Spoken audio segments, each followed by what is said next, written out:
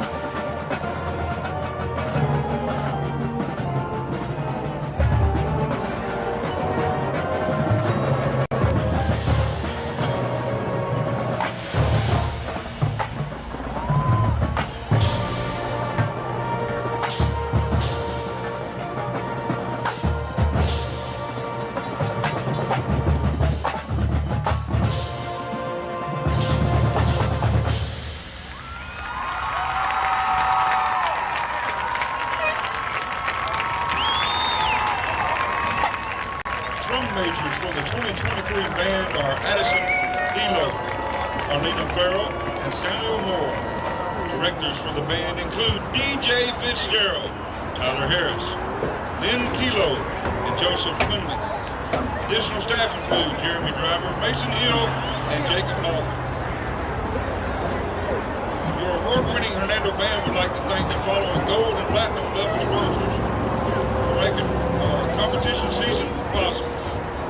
I'd like to thank Sonic of Hernando, TNT Trucking, Sunrise Builder Supplies, Signs and Stuff, Coldwater Animal Hospital, Mr. Bruce Pruitt, SDR Trucking, Center Stage Dance, and Montgomery Plumbing. Ladies and gentlemen, thank you again for the 2023 Hernando High School Marching Band.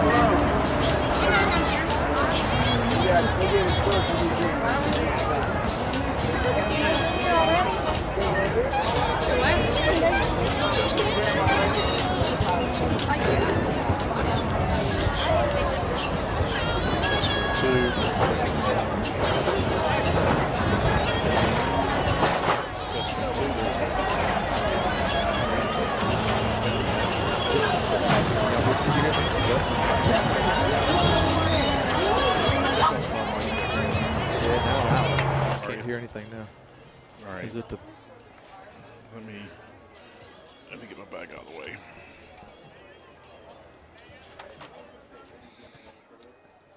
There we go. Okay, so you're this guy. I'm this one. Yes. Right. And you said the mute button is. You were right here. Boom. Got it. Test 1, 2. Power. Patriot power. No popping peas. Okay. As long as my peas aren't popping, we're good. Popping peas. Yeah. Am I popping? Little pop there. Start saying P words. Platypus and Patriot and Piscetti. pickleball.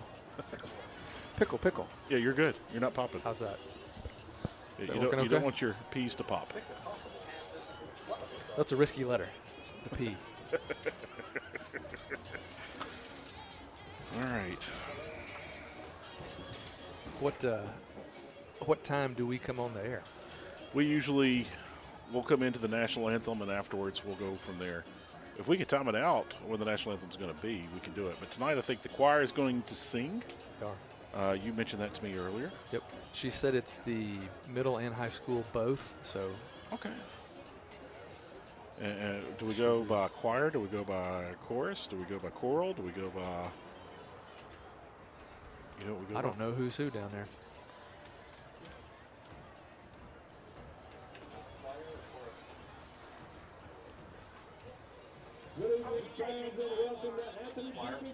Choir? All right, choir it is. All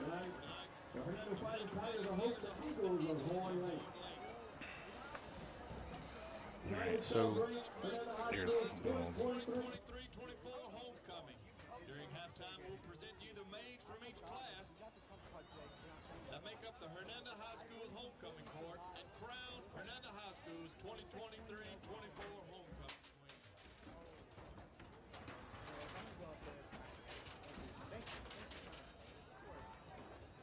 The superintendent, principal, athletic council, and student body of Hernando High School extend a cordial welcome to each of you and are pleased to have you in attendance with us this evening. I'd like to take a minute to remind you that the Mississippi High School Athletic Association prohibits the possession of firearms and the use of alcohol, tobacco products, and electronic smoking devices on all school property. We ask that you help make the game enjoyable for everyone in attendance by refraining from derogatory cheers, abusive language, or actions towards players, game officials, or other fans around you. Violations of these policies leave you subject to ejection from the stadium and school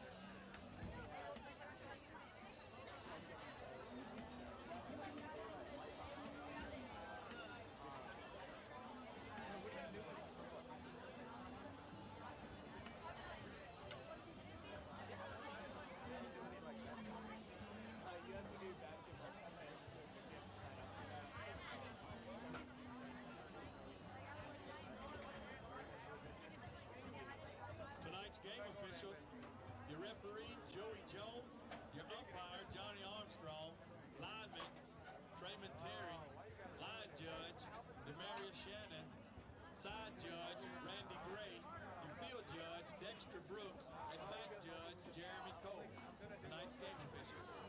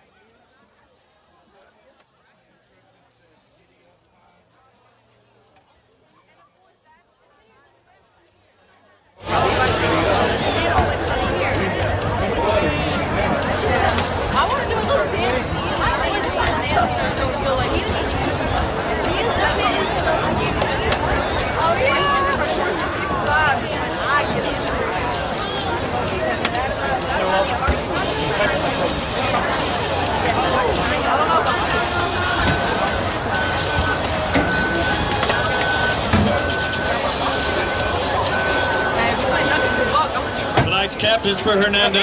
Number 1, Saxton Douglas. Number 12, Cannon Leslie. Number 52, Kyle Weathers. And number 72, Sid Newsom.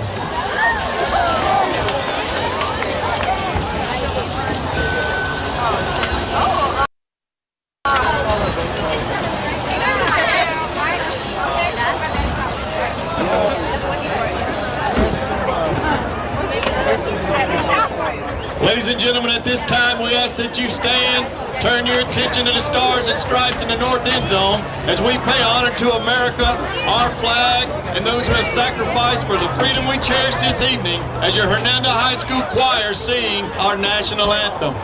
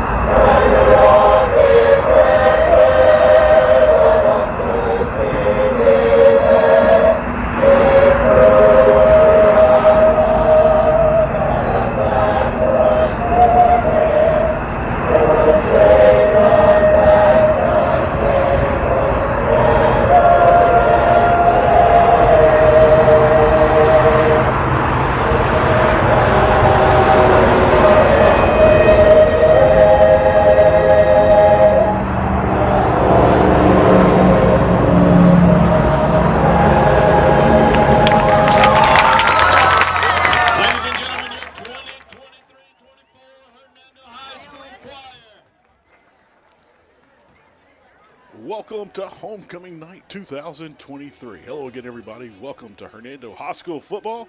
I'm Heath Hopkins. Along with me is Brian Ray. Brad Bush has the night off as he is attending the Liberty Bowl game with the University of Memphis Tigers and the Tulane Green Wave. But tonight is homecoming here in Hernando. Packed house here on the home sideline. Lots of old faces, lots of new faces, lots of fresh faces, and we look forward to bringing you football action.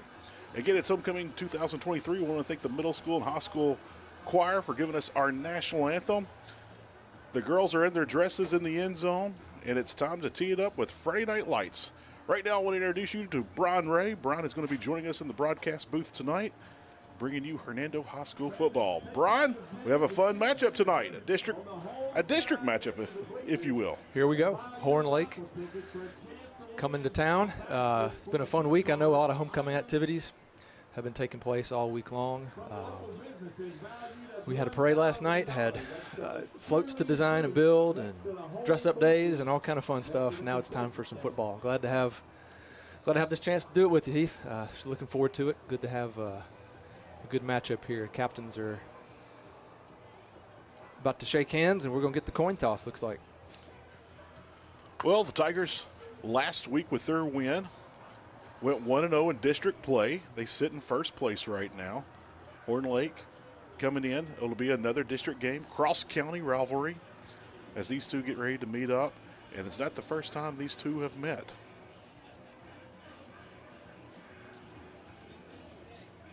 Officials are getting things underway, explaining the ground rules, and getting ready for the coin toss. Heath, the game dates back many years. Like you said, I'm certain this goes back.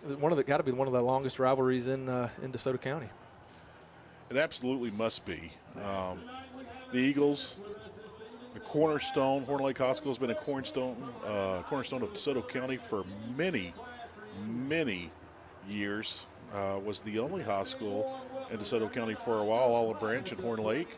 Of course, South Haven High School broke off from Horn Lake High School. That's what started that rivalry there.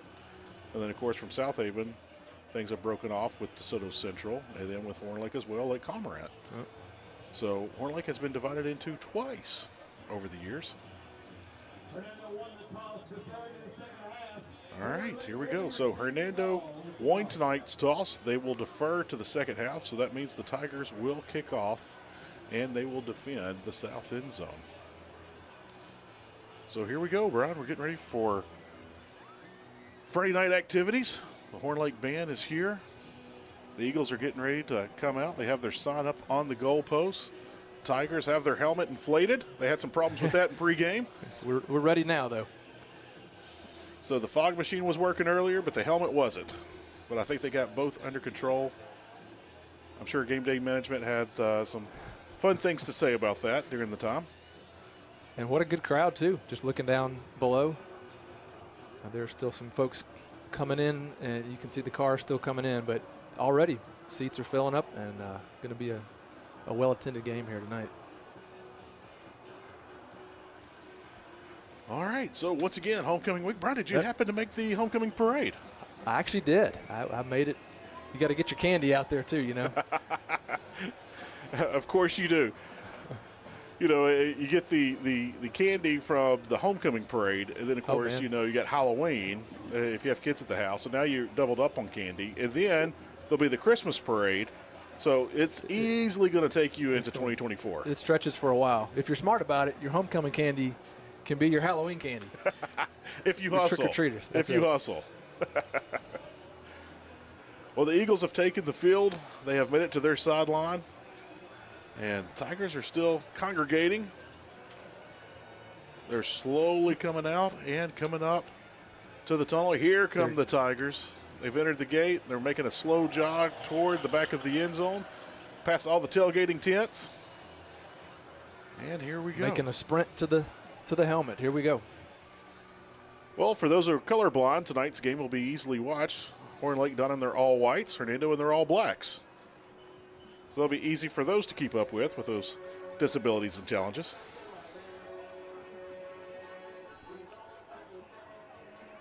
And the theme music is playing. I see some smoke. The fog machine is working. The helmet's still inflated. And Tigers are still pouring in.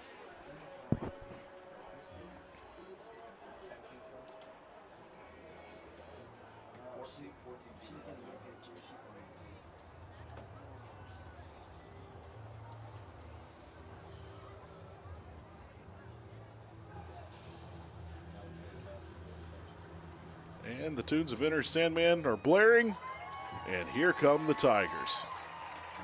It's homecoming 2023. The drone has been lifted, the helmet is being deflated, and Brian, it's almost time for Friday Night Lights to get going. I see less than a minute on the clock, so that means we're, and there's the fireworks. Almost time to kick it off. I'm sure that's some great drone footage of those fireworks. Man, don't you know it.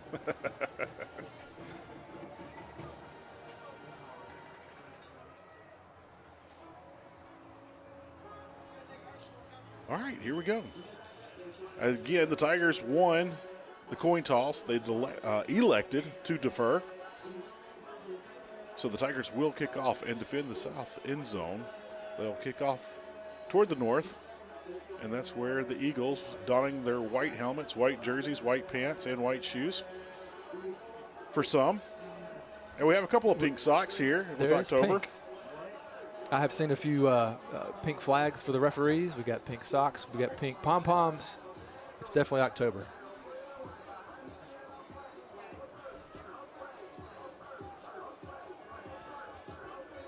And aren't we glad for it? A couple weeks ago, the heat left us, and I think should have a beautiful night for football.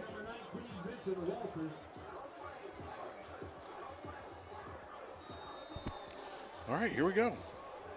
We finally have football, Brian. Ball's off, traveling deep. It will check up and stay up.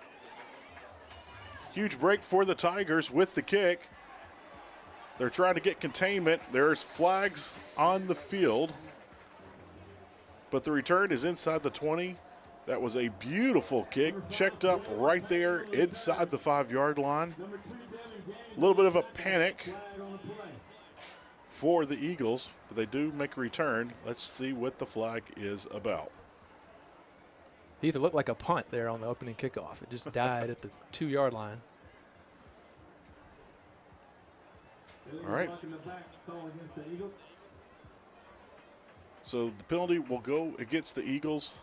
That will take them back halfway to the goal line, and that's where they'll start. First and 10 on the 5-yard line.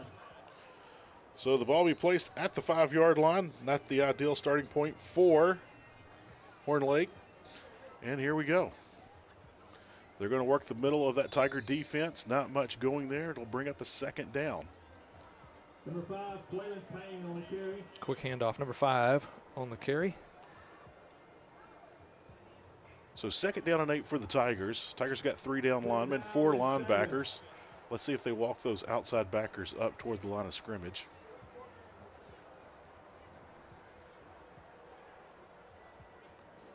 And here we go. Once again, hit at the line of scrimmage, falls forward. It's going to bring up a 3rd down situation, 3rd and long. Tigers looking good so far. This might be a passing situation for the Eagles. 3rd and 5 for Horn Lake. So the Eagles are staying in shotgun formation in their first 2 plays. They like to spread out the field. Those receivers will get close to the sideline. Will get past the numbers sometimes. The receiver at the top of your screen to the far left, he is in single coverage up there. You have 2 down here to the bottom of the right. They're going to try to work the outside after the first 2 plays went up the middle, and he found a seam. Here we go. Tigers make the stop, but it will be enough for the first down. 1st and 10 for the Eagles. Tough run to the right side. He made a quick move and got about a 30-yard gain on that. Thankfully, number 20, Christian Cody for the on the tackle saved a touchdown potentially. Taking the ball game for the Tigers, Meyer Maddox comes in at safety. Once again, 3 down linemen for the Tigers, staying in that 3-4 defense. Again, Horn Lake going to try to run off tackle. Met at the line of scrimmage. Small pickup, 1.5. We'll call it 2. Great stop. Hallis Lawson read that one, came up with a tough tackle there. Very, very short gain. Gain of what, 1? A couple yards? Mm-hmm. 2-yard gain, 2nd down and 8 on the 43.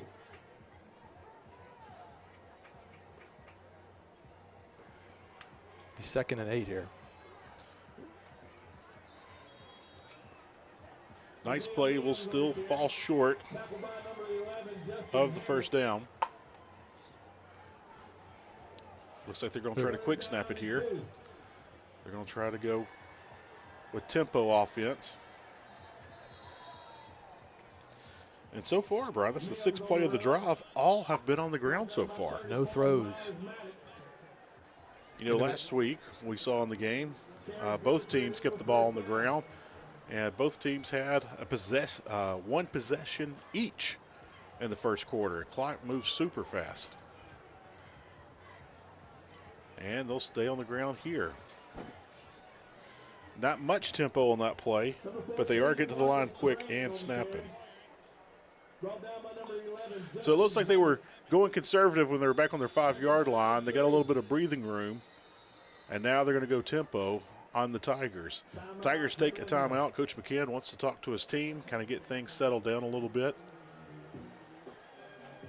So right now it'll be 2nd and 3. After that last play was a pickup of 7, and this will be the 8th play of the drive after we come out from the timeout. So everything's been on the ground so far, mostly toward the middle. We've seen them run off tackle a couple of times on each side. So they're not being predictable so far, Brian. No, it's an indication maybe of what we're going to see tonight.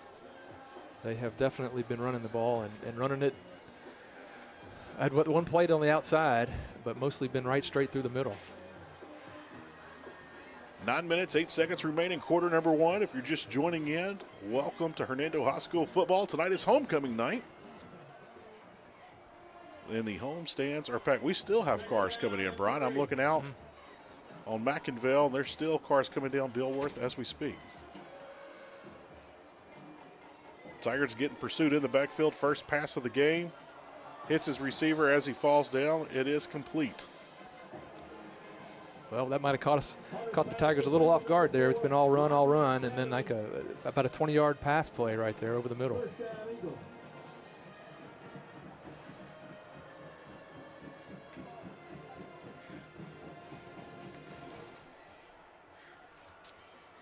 Matt right there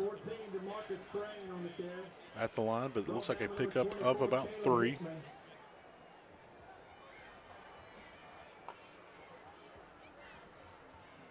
Eagles have been successful. They started this drive at the 5-yard line.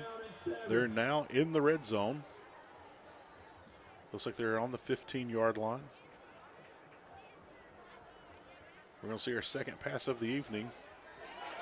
And nicely played there by the Tigers, knocking it down. And we got a 3rd and long situation. We saw that on the 3rd play of the game. We saw a big run over the right side. Let's see what the Eagles have here. Well, that was a great play. Christian Cody again almost had an interception, I thought, on that one, but great job getting his head turned around and finding the ball and knocking it away. 2 receivers to the right, 1 receiver to the left. Tight end in motion coming to the right side. Tigers are in the backfield very quick on that. So they shoot the gap, they get through. Met at the line of scrimmage, 4th down play. I got a great feeling the Eagles will go for it here. I do not see a kicker coming onto the field. So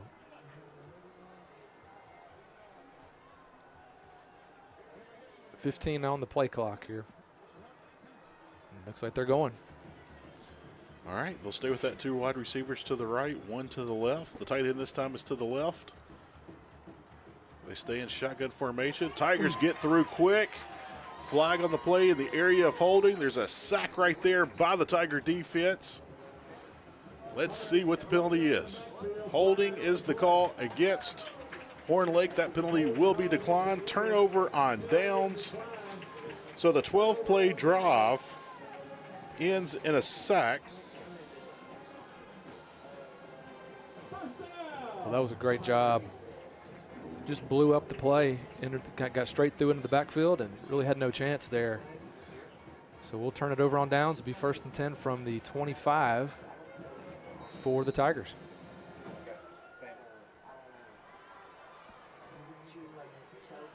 All right, Tigers come out. 4 wide receivers. Trips to the left, 1 receiver to the right. Tigers going to throw the ball down the line of scrimmage. And here comes late flag in. Let's see what that penalty is.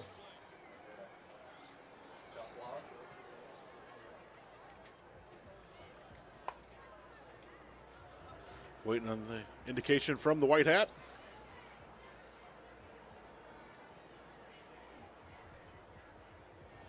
Blocking the back against the Tigers is the call. And let's see. Bit of a decision.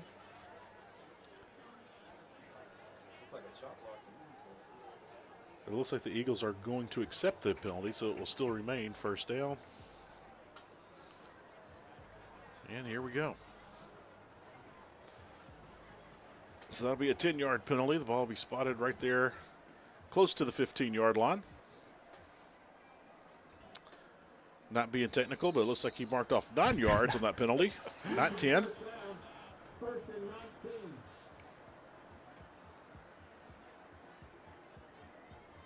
Four down lineman for the Eagles. Tigers would like to keep it on the ground. Topher working his way forward, falls forward.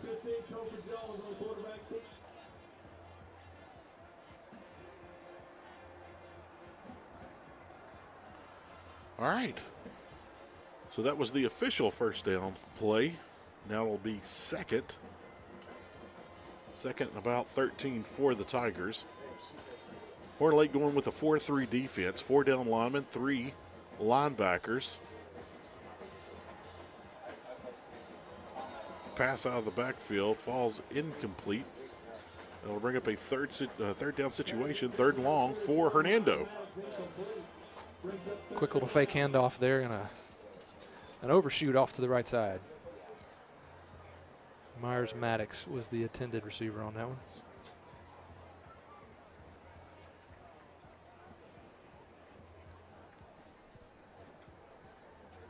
All right, so trips to the right, 3 receivers, 1 down low to the left.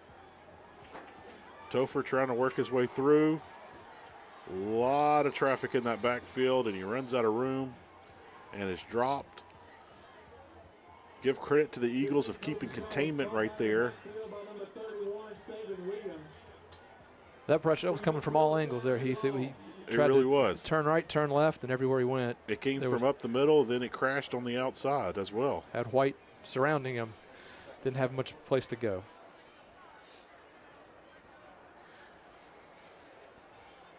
Looks like a punt will happen from within our own end zone on this one. Low kick, might take a Tiger bounce. It does. Ball fielded at the 48-yard line. Little bit of daylight. Flags come in from everywhere. Multiple flags. 2 pink flags, a yellow flag. And a towel. Brought down by 15, Topher Jones, flag on the play.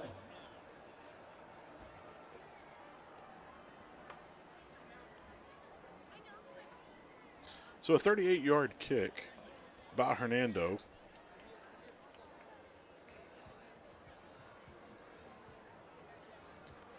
It was returned inside the 30, but there is a penalty against Horn Lake. Blocking the back is the call. 10 yards from the spot of the foul. We've had numerous blocking the backs tonight so far, Heath. It has been quite. It's been the penalty of choice so far. Yes, it's been prominent and dominant so far early in this game for both sides. All right, so we're marking that off. I think we got 10 yards that time, not 9. So place the ball on the 40. That's where Horn Lake will take over. Well, we're still here in the first quarter. 5 minutes, 48 seconds remain. This is the first play of the second drive for Horn Lake. And once again, they've been dominant on the ground so far. Yeah, the man in motion there just came straight across. Quick little toss to him and off for a first down. He made it to the 30, which is good for a first. All right, here we go. Tigers have the 3-down lineman walking up an outside backer on the right side. They decide to go left. Tigers are there in the backfield and meet him again at the line of scrimmage. Little to no gain on that play. It'll bring up second down. Cannon Leslie there on the hit. I believe Myers was in on that as well. All right, here we go.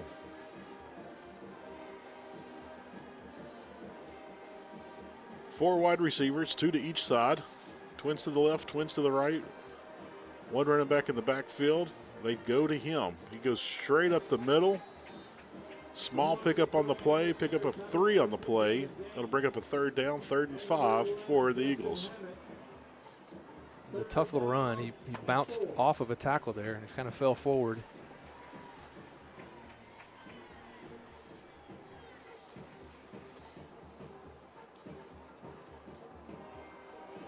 We're down under 4.5 in the first quarter, Heath. This is moving along. All right, a little option play. Great pitch, but got it away. And now it's a scoop, and the Tigers are going the other way. Ball fell on the ground again. Let's see what they say. 2 fumbles on the play, 1 from each team. Let's see. I see the main referee down there is pointing his finger down. So maybe he's saying Hallis was down as he was tackled, and I guess we'll have to see. And all defensive players dream about scoop and score. It's not on his mind. Tucking the ball and being technical with it is not always the case, but this call is going to go in favor of the Tigers. Looked like House was down. They're going to rule him down. So what we all expected is to be true, what we saw. Well, it was great pressure on the play, too, on the defense as the pitch happened.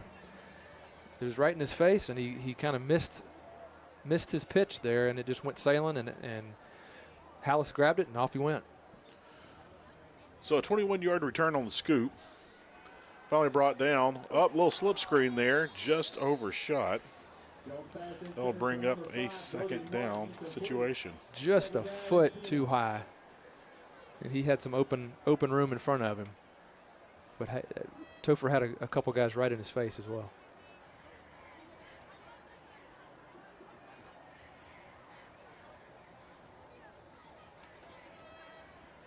All right, here we go.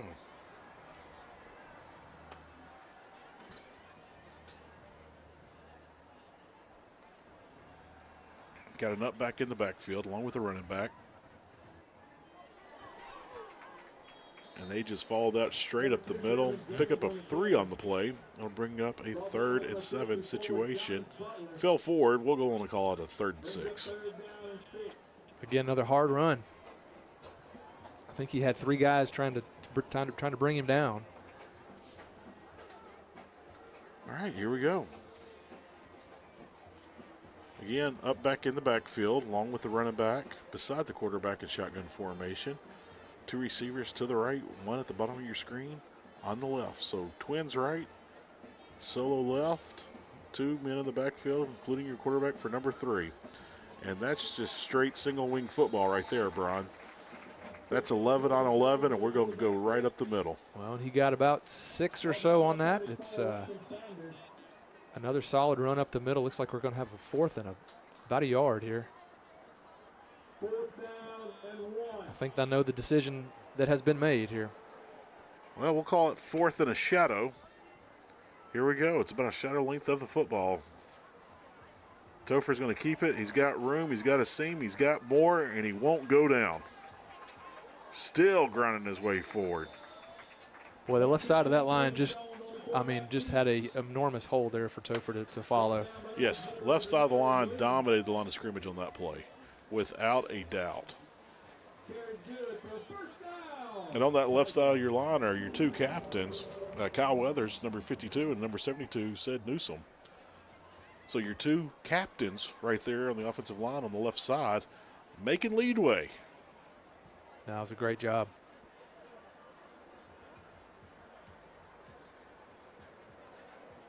Ooh, toss is high. Brody Martin takes it out of the sky, secures it, but falls down. And went down. So we'll give the tackle to the invisible green turf monster on that one. It'll be a 2nd down and 16 for the Tigers.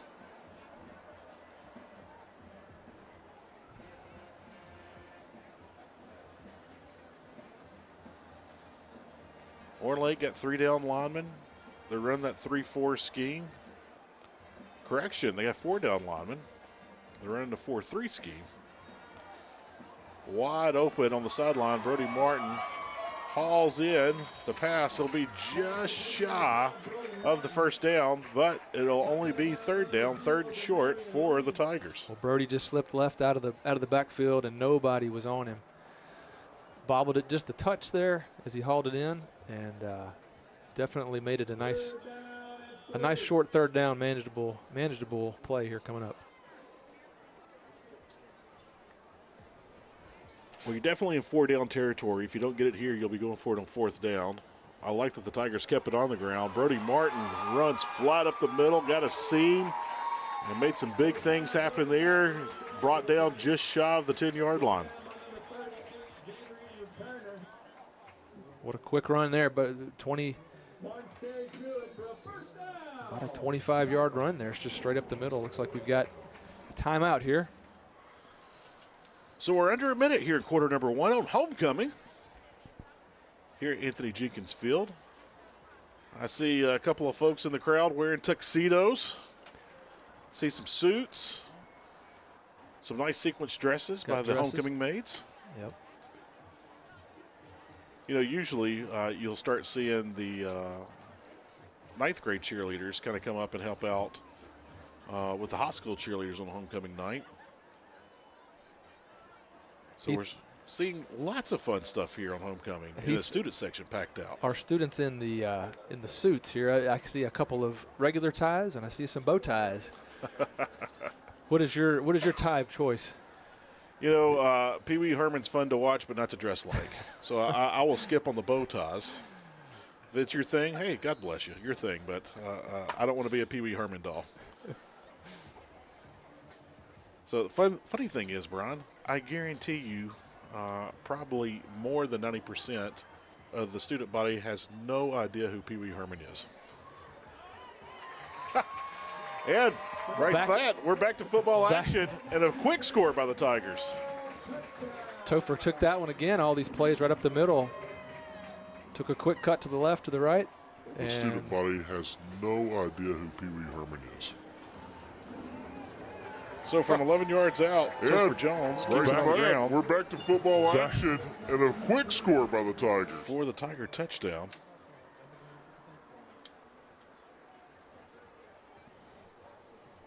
And here we go.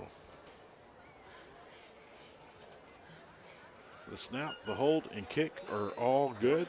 The snap by Kenan Leslie, the hold by Tyler Starnes, and the kick by Will Usselton are all good.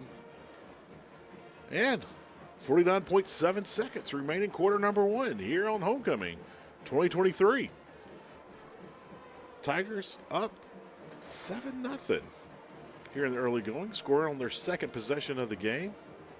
And, you know, Brian, it's got to be a little bit frustrating for the Eagles. They have looked great moving the ball on offense. Their first drive started on the 5-yard line, made it all the way inside the 20, came up short, went for it on fourth down, nothing happened.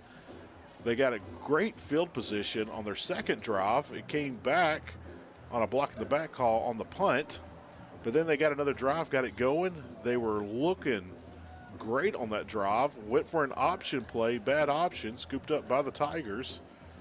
That turnover has led to 7 points. So that's where we are. Hernando 7, Horn Lake no score. It's been an action-filled first quarter so far. A lot of exciting plays. All right. Ball taken. Had a little daylight up the middle. Great return for the Eagles once again, making it up to the 40-yard line. That's where they'll take over. We might see a play or two here before we run out of time here in the first quarter. 40 seconds remain. And they're going to spot that directly on the 40-yard line. Pretty good starting position here at the 40. Much better than that first drive, which started on the 5. Doesn't get much worse. Yeah. All right, something to notice that they will stay in the same formation. Twin receivers to the left, one to the right, and they will work the middle of the field, pick up a 5, and he falls forward. So it'll be a 2nd and 4 situation. And that might be the last play here. Nope, they're going to go tempo on us, Brian. They're going to get another playoff.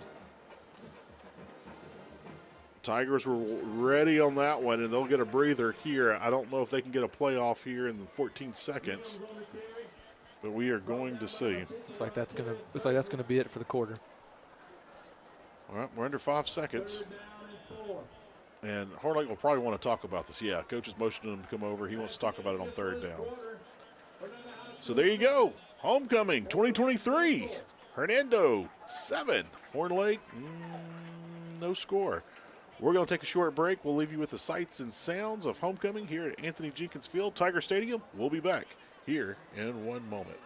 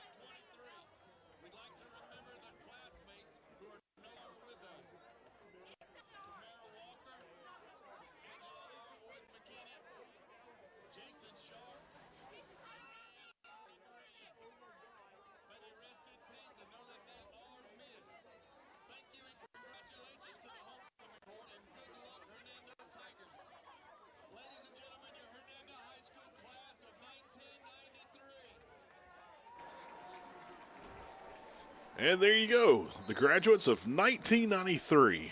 Brian, what in the world were you doing in 1993? Man, what would I have been? Probably about 5th grade. 30 years ago. Swing pass out to the right side, dropped immediately. Great defense by the Tigers. Only a pickup of 1 on that swing pass. That was a beautiful pass, beautiful route. Looked nice. It's going to bring up a 4th and 2 here, Heath. Be great to get a good stop here. Well, they're bringing out some folks. I'd be shocked if they're kicking it, but it looks like they are. Looks like they will. All right, so this is the first time we've seen the punter tonight for Horn Lake.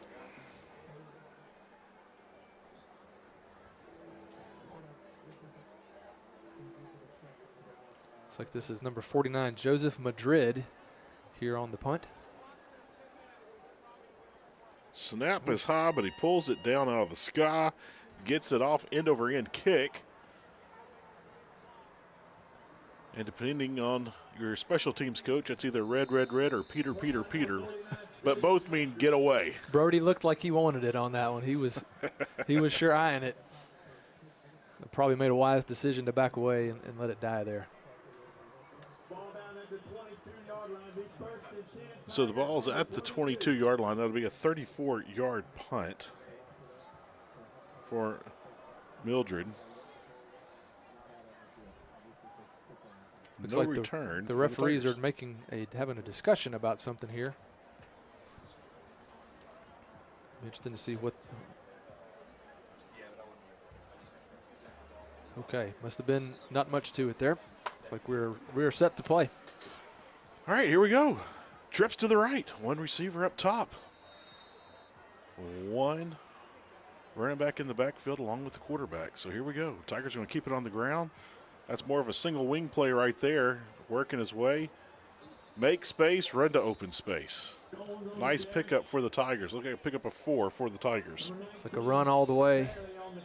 Made it to the left side and picked up about 4 there. Somewhat of a clean ball game. We've had a couple of drives with no flags. We've had a couple of drives with many flags. Man in motion for the Tigers. And here we go.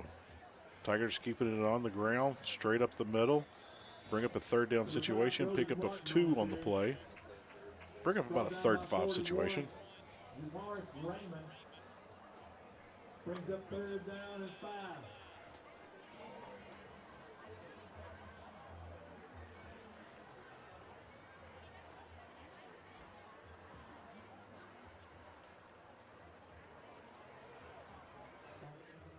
Tigers getting the signal from the sideline from the coach. Got their play. Oh, we're going through the air. Nice pass, a little too much pepper on it. Fall just incomplete.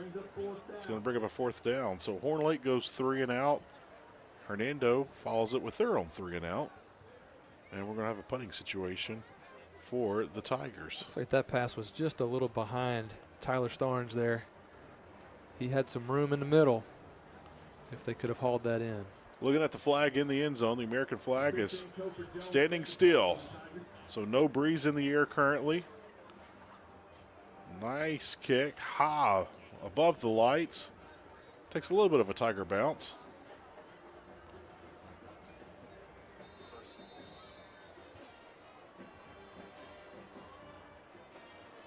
So once again, another 38-yard punt. Very nice. So Topher has 2 kicks tonight. Both have gone 38 yards. That one was way up there too, Heath. Yes. Allowed everybody to get back underneath it. The first punt was a little low, and there was a big return, but it came back with a block in the back against Horn Lake. That one there, not low at all. Plenty of height with that kick. The Tiger defense was able to get downfield, cover the kick.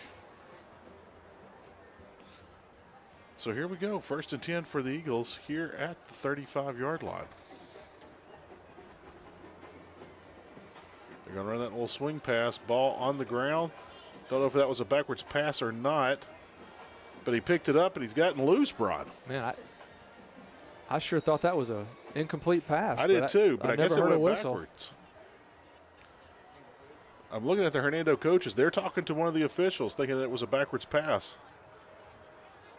Falling on deaf ears. How about that? Well, I sure thought he dropped that for an incomplete pass. They're still talking about it here. They have already moved the chains. Well, we can tell them here from the booth. The drive started at the 35-yard line. Yeah, that might be one of the things that they're talking about down there. Like, hey, we already moved the chain. Sorry. We got to keep on rolling here. Yeah. All right, they're pointing to something. The clock's The moving. play clock, I think, was stuck on 0 there. So, yep, now they put it back to 25, and All here right, we go. here we go. Wow. Crazy chain of events there. Eagles get back to work, go straight up the middle. They're having some success going right up the middle. The run straight ahead is really what's it's getting them in it's doing well for them tonight. Well, they've crossed midfield now. Ball in the 44, 1st and 10 for Horn Lake. Low snap. Met behind the line of scrimmage, spins forward. That's a nice little pickup there.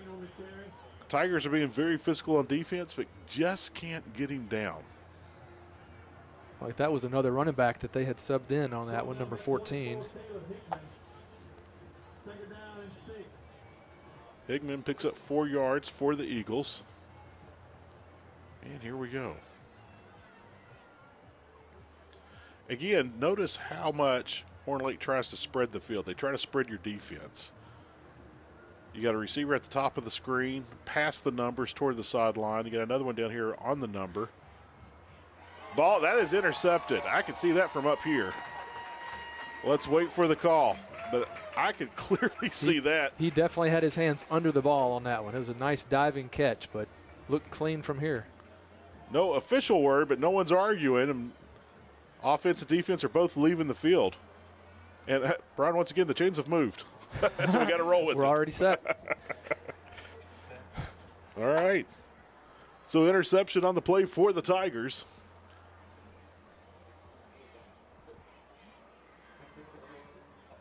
It'll start at the 29-yard line. Heath, I look across and I see a TV under the tent on the Horn Lake side over there. Interesting. Well, you can't get enough of SpongeBob SquarePants, right? Must be. All right. We're going to run toss right. Oh. Big hit there. Brody bounces right back up. Brody football has had more than his fair share of licks. I'm sure that did not intimidate him in the slightest.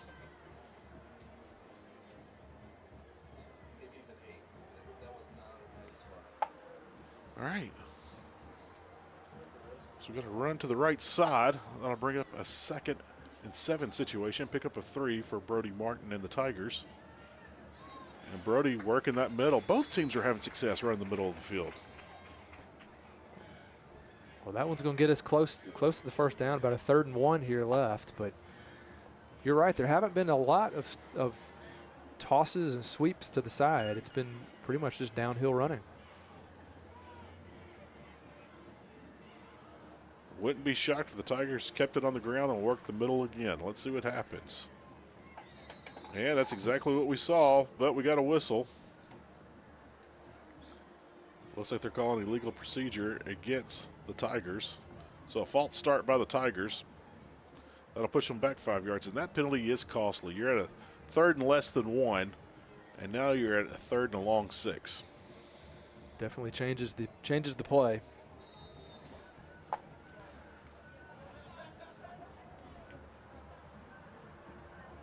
Let's see if the Tigers decide to keep it on the ground and work that middle.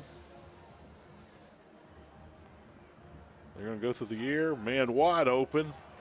Got it. It's got a little wiggle room and wiggles his way past the first down marker. Crosses the 45. Brought down at the 46.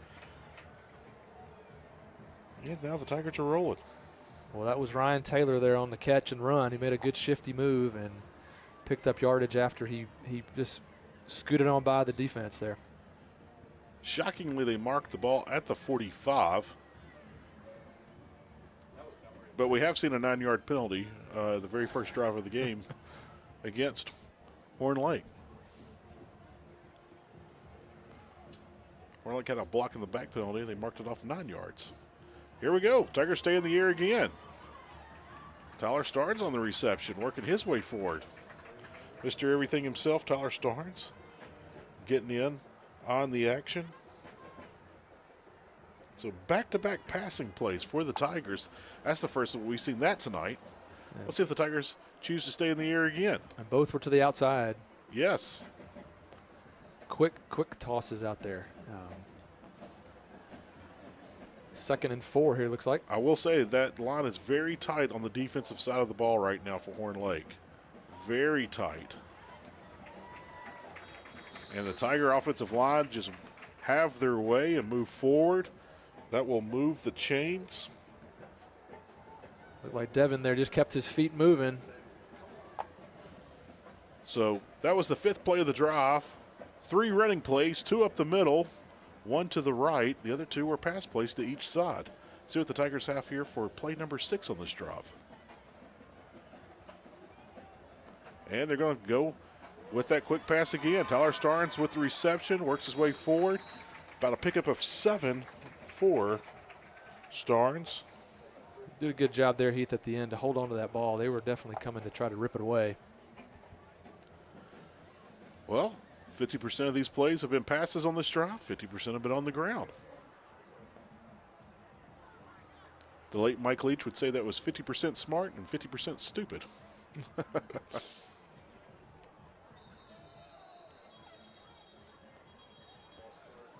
Likes a stoppage on the play here. Oh, goes against the Tigers. That'll back the Tigers up 5. The ball will be placed at the 40. Still remain 2nd down.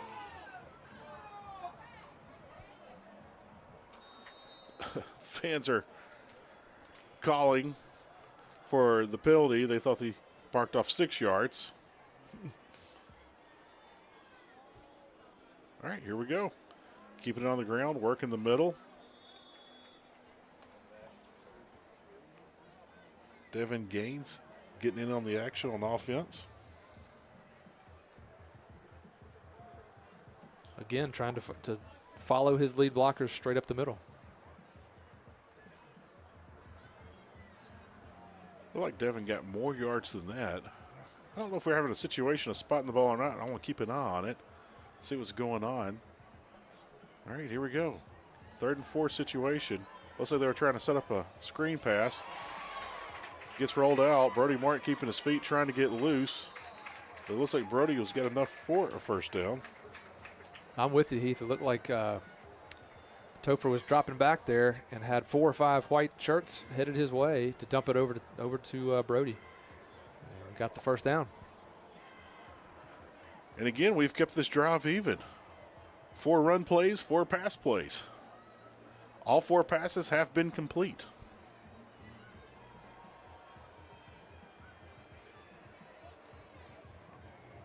Brody met in the backfield, dropped. Like a quick counter play on that one, and that one didn't go anywhere.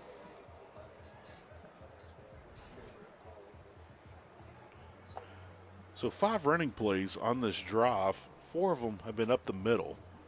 With the exception of that last play, all the plays up the middle have been hugely successful. Devin Gaines now checking into the ball game. He's in the backfield at running back. Snap to Topher Jones. Topher working that outside. Lots of cushion given by Horn Lake, and that's what the Tigers are taking advantage of. And Brown once again sounding like a broken record. 50-50 run pass. We're just 10 plays. Swapping plays here. And it seems like the runs are going up the middle and the passes are quick ones to the outside. Let's see if Horn Lake makes any adjustments on the outside and bring their corners up.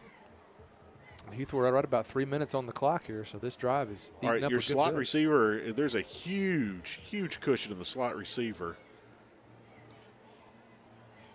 Tyler Starnes' man was about 13 yards away from him. So that's probably what the Tigers are seeing. All right, 4th down situation. Tigers once again ran the middle of the field. Well, it'd be great to pick this up and keep this drive moving. We're approaching 2.5 here on the clock here, and it'd be super nice to keep this going and get a score here right before the half.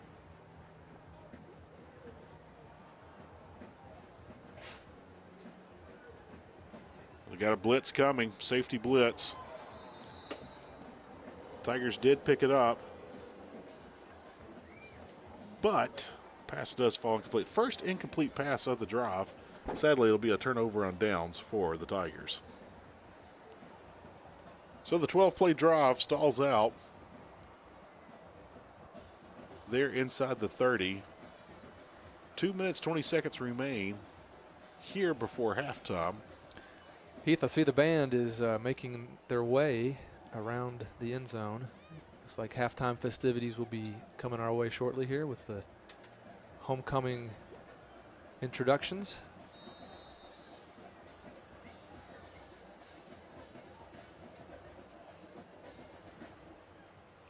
All right, here we go. Horn Lake keeping things on the ground. With two Tigers met each other before they made the tackle there. Pick up a 4 on the play, 2nd and 6. Marcus Crane there on the run.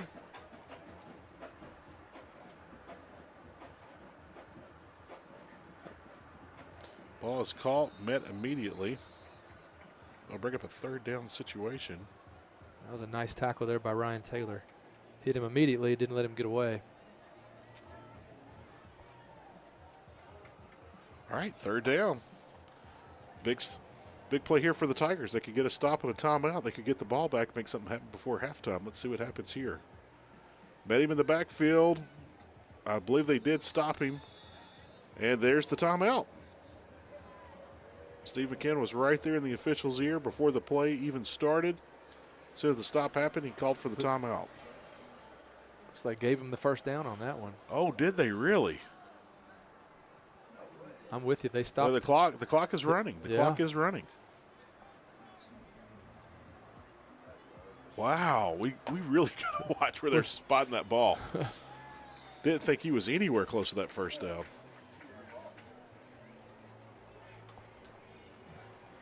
Again, those chains were moving, so they follow. Yeah, that's right. If the chains move.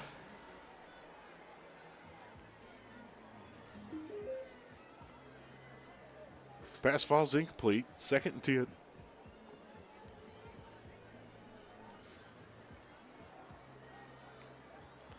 Man in motion. Here we go. Tigers getting great pursuit in the backfield. Home run ball coming downfield. And is caught. A lot of hand fighting on that one. That was a. They were pushing and shoving a little bit on that. Looked like it could have gone our way, but he came down with the long deep pass. Now they're ready at the line, ready to go. Run right up the middle, got tripped up. Shoestring tackle, saves a touchdown.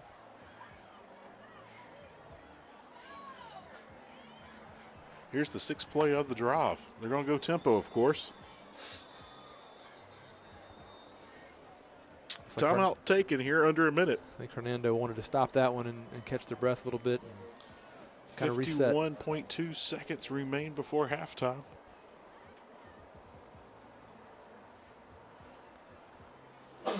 Well, the homecoming maids are all standing with their escorts, their fathers. They'll be making their way toward midfield here shortly. Plenty of halftime activities will be happening here shortly. I'm sure we'll have the football toss to start off halftime like we do each week.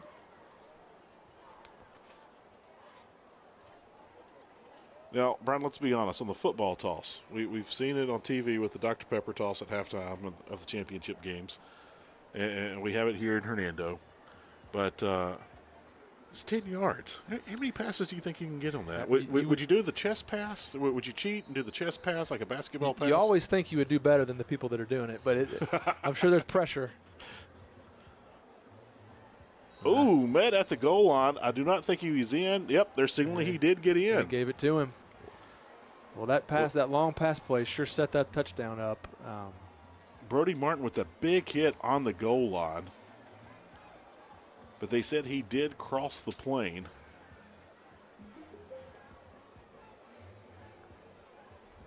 Now the special teams from Horn Lake, I wonder if they can be adventurous. Let's watch the snap here and see what happens.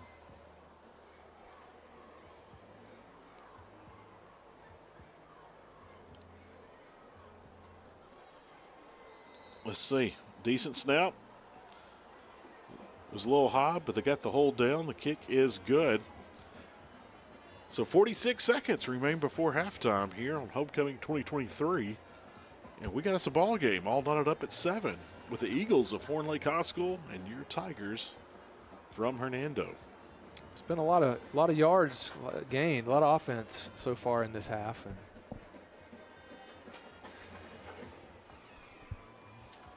And with 46 seconds on the clock, we'll see what Hernando can do here.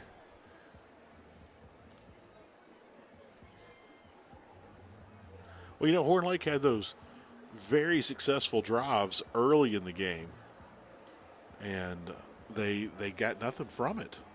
That's right. They hadn't hit pay dirt yet, and so they go with the home run ball, slightly out of desperation, but it worked for them. Pass is complete, and they were able to kind of make some things happen. And that play was more of a backyard football play. Quarterback just stood back there. He's like, I'm going to hold on to this thing until someone gets close to me before I throw it. He just threw it up way down the field and got fortunate that first off nothing was called, and then his man went up and grabbed it.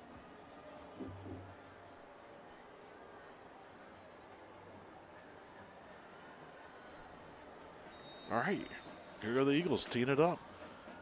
If the Tigers get a big return here, they'll try to make something happen here before halftime. If not, I'm sure they'll be conservative and kind of run the clock out. Kick received at the 5-yard line, and here we go. Trying to make something happen. Got hit just past the 20 and dropped.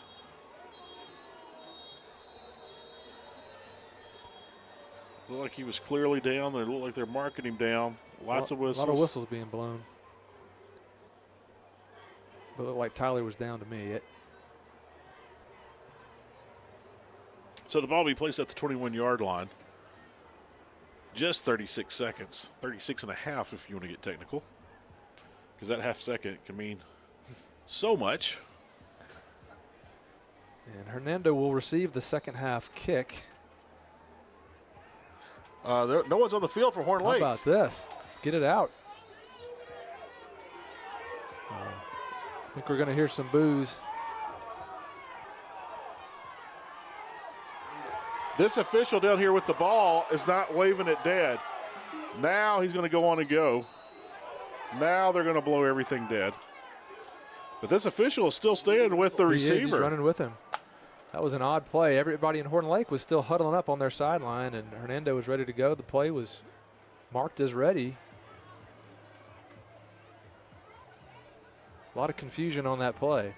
What was that, a timeout ended up? I'm pretty sure Horn Lake burned a timeout.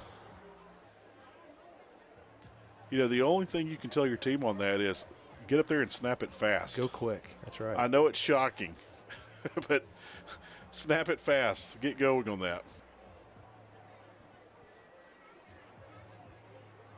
Well, Horn Lake is now ready, so we'll try this again. That was fun. Haven't seen that. You know, once you come to a game, you always see something you never do see. Every time you watch a live football game, you see something that you never seen before. The pass fall incomplete. I believe it did. I think I saw a hold on that play, Heath. Yep. So dirty laundry on the field. We'll go against the Tigers.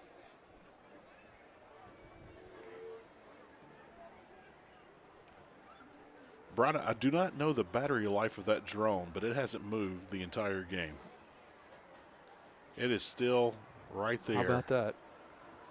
So, stationary. Yeah, quite impressive. I'm sure it's filming up there.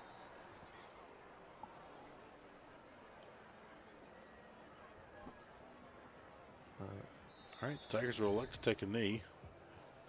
I don't know if Warren Lake can stop the clock since they used their timeout to stop the touchdown. Yeah. But that's going to do it for first half action here on homecoming night, Anthony Jenkins Field, Tiger Stadium, Hernando, Mississippi. Horton Lake, 7. Your Hernando Tigers, 7. We're going to take a break. You can watch all the halftime activities. We'll be back with third quarter action shortly after we have a new homecoming made and performance by the band and also football toss. So we'll let you watch all that. We'll be back in a few short minutes.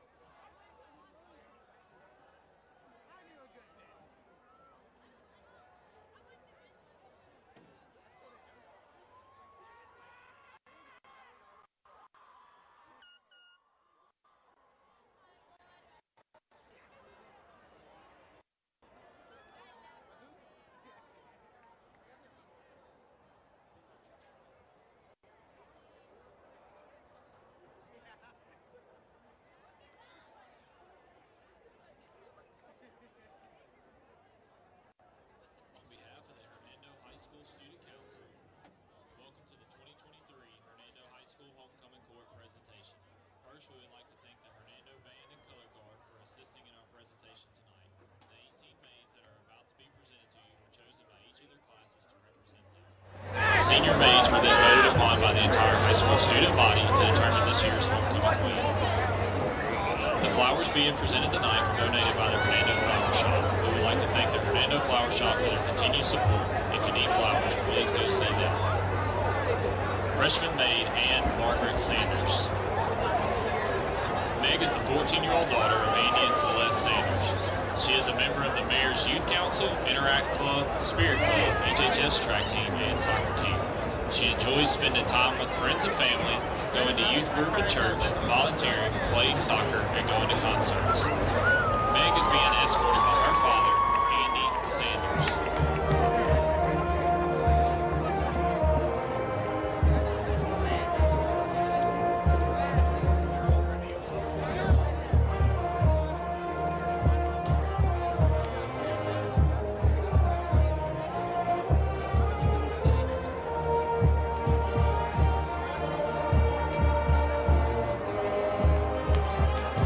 Flowers are being presented by Harris Wyatt, the son of Andy and Melissa Wyatt Sharp, freshman maid Ann Margaret Sanders. Freshman maid Eason DeVan Goss. Eason is the 14-year-old daughter of Jim and Ann Goss. Eason is an HHS cheerleader, freshman class vice president, and member of the student council, junior auxiliary crown club, Interact Club, Spirit Club, and page to the House of Representatives.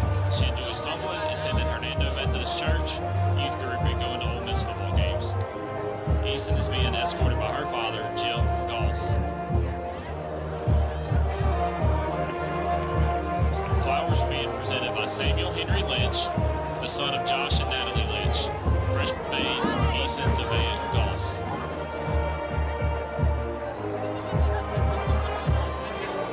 Freshman maid, Riley Elizabeth Starnes. Riley is a member of the Mayor's Youth Council, Junior Auxiliary Crown Club, Interact Club, Spirit Club, and involved in the pep rally and float committees for the class of 2027. She enjoys horseback riding, volunteering at school and in the community, and hanging out with friends. Riley is being escorted by her father, Eric Starnes.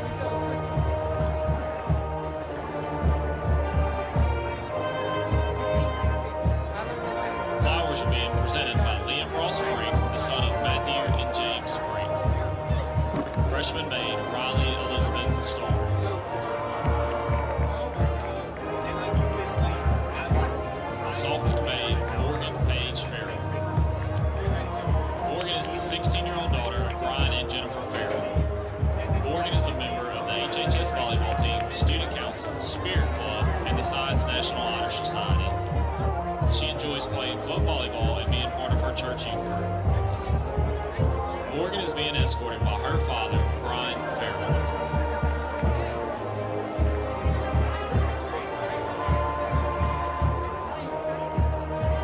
Flowers are being presented by Hayden Thomas, the son of Justin and April Thomas. Sophomore maid, Morgan Page Farrell. Sophomore maid, Eva Elizabeth McAlexander. Eva is the 15-year-old daughter of Preston and Meredith McAlexander. She's on the HHS tennis team, member of the Interact Club, Spirit Club, Junior Auxiliary Crown Club, Key Club, and the Mayor's Youth Council, and the Hernando Hills Mentor Program. She enjoys attending church youth group, shopping, reading, hanging out with friends, and traveling. Eva is being escorted by her father, Preston McAlexander. Flowers are being presented by Gavin Walker, the son of Isaac and Darla Walker. Sophomore maid, Eva Elizabeth McAlexander.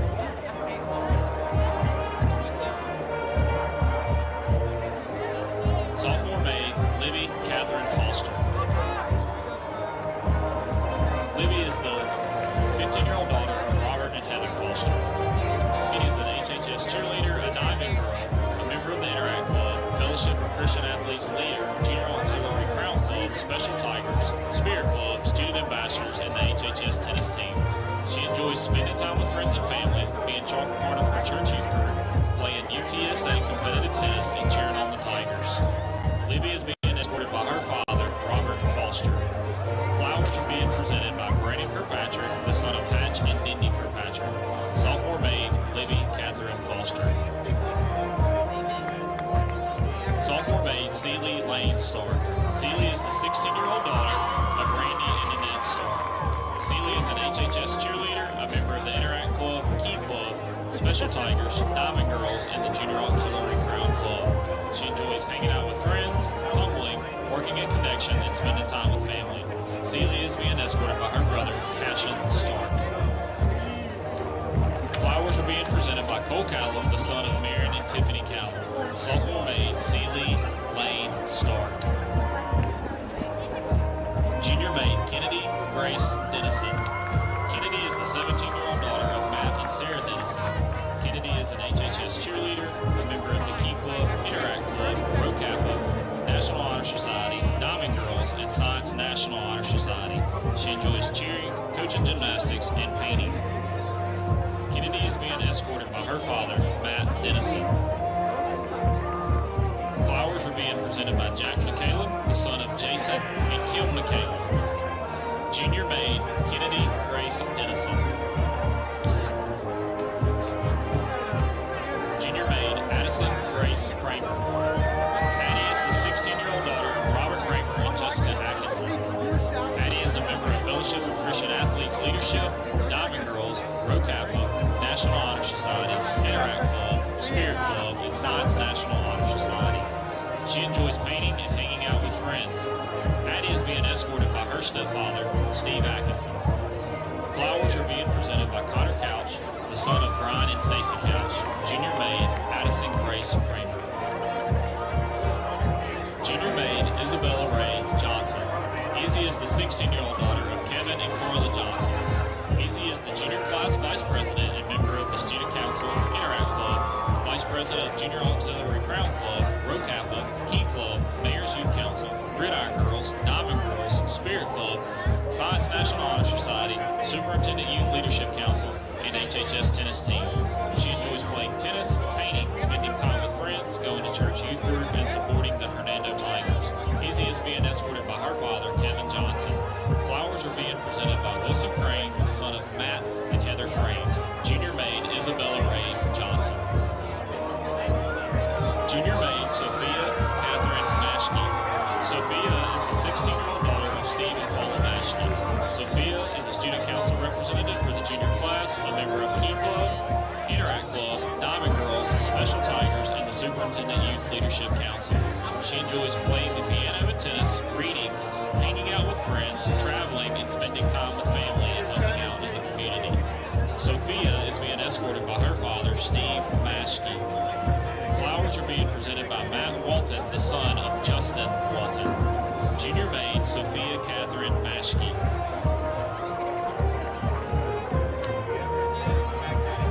Junior maid, Halen Michelle Wallace. Halen is the 17-year-old daughter of Roger and Lonnie Webb. Halen is a member of the HHS Lady Tigers basketball and track teams, student ambassadors, Mayor's Youth Council, Superintendent Youth Leadership Council, Special Tigers, Junior Auxiliary Crown Club, National Honor Society, Rho Kappa, National Spanish Honor Society, Hernando Hills Mentor Program, and Science National Honor Society. She enjoys playing basketball and working towards a career in the medical field. Halen is being escorted by her stepfather, Roger Webb. Flowers are being presented by Joseph Luther, the son of Mark and Julia Luther. Junior maid, Halen Michelle Wallace.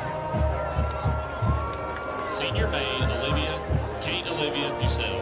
Kate is the 17-year-old daughter of Nick and Aaron Fussell. Kate is a member of the Superintendent's Youth Leadership Council, treasurer of the National Honor Society, membership chair of Rho Kappa, vice president of Senior Class and Student Council, Interact Club, Spirit Club, National Spanish Honor Society, Science National Honor Society, Mayor's Youth Council, and ACT 30+ Club. She enjoys traveling, shopping, spending time with friends, reading, and working at Bridgetown Nutrition. Kate is being escorted by her father, Nick Fussell. Flowers are being presented by Cameron Fleming, the son of Chris and Karen Fleming. Senior maid, Kate Olivia Fussell. Senior maid, Elizabeth Jane Herman. Elizabeth is the 17-year-old daughter of James and Jennifer Herman. Elizabeth is a member of the Interact Club, Spirit Club, National Honor Society, Science National Honor Society, Rho Kappa, Student Council, Mayor's Youth Council, Diamond Girls, and National Honor Society. She enjoys hanging out with friends, shopping, and listening to true crime podcasts. Elizabeth is being escorted by her father, James Herman. Flowers are being presented by Caden Pilstrom, the son of Tony and Toby Pilstrom.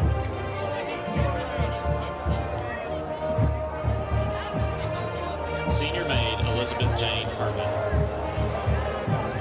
Senior maid, Leah Danae Rhodes. Leah is the 17-year-old daughter of Damian and Sharice Rhodes.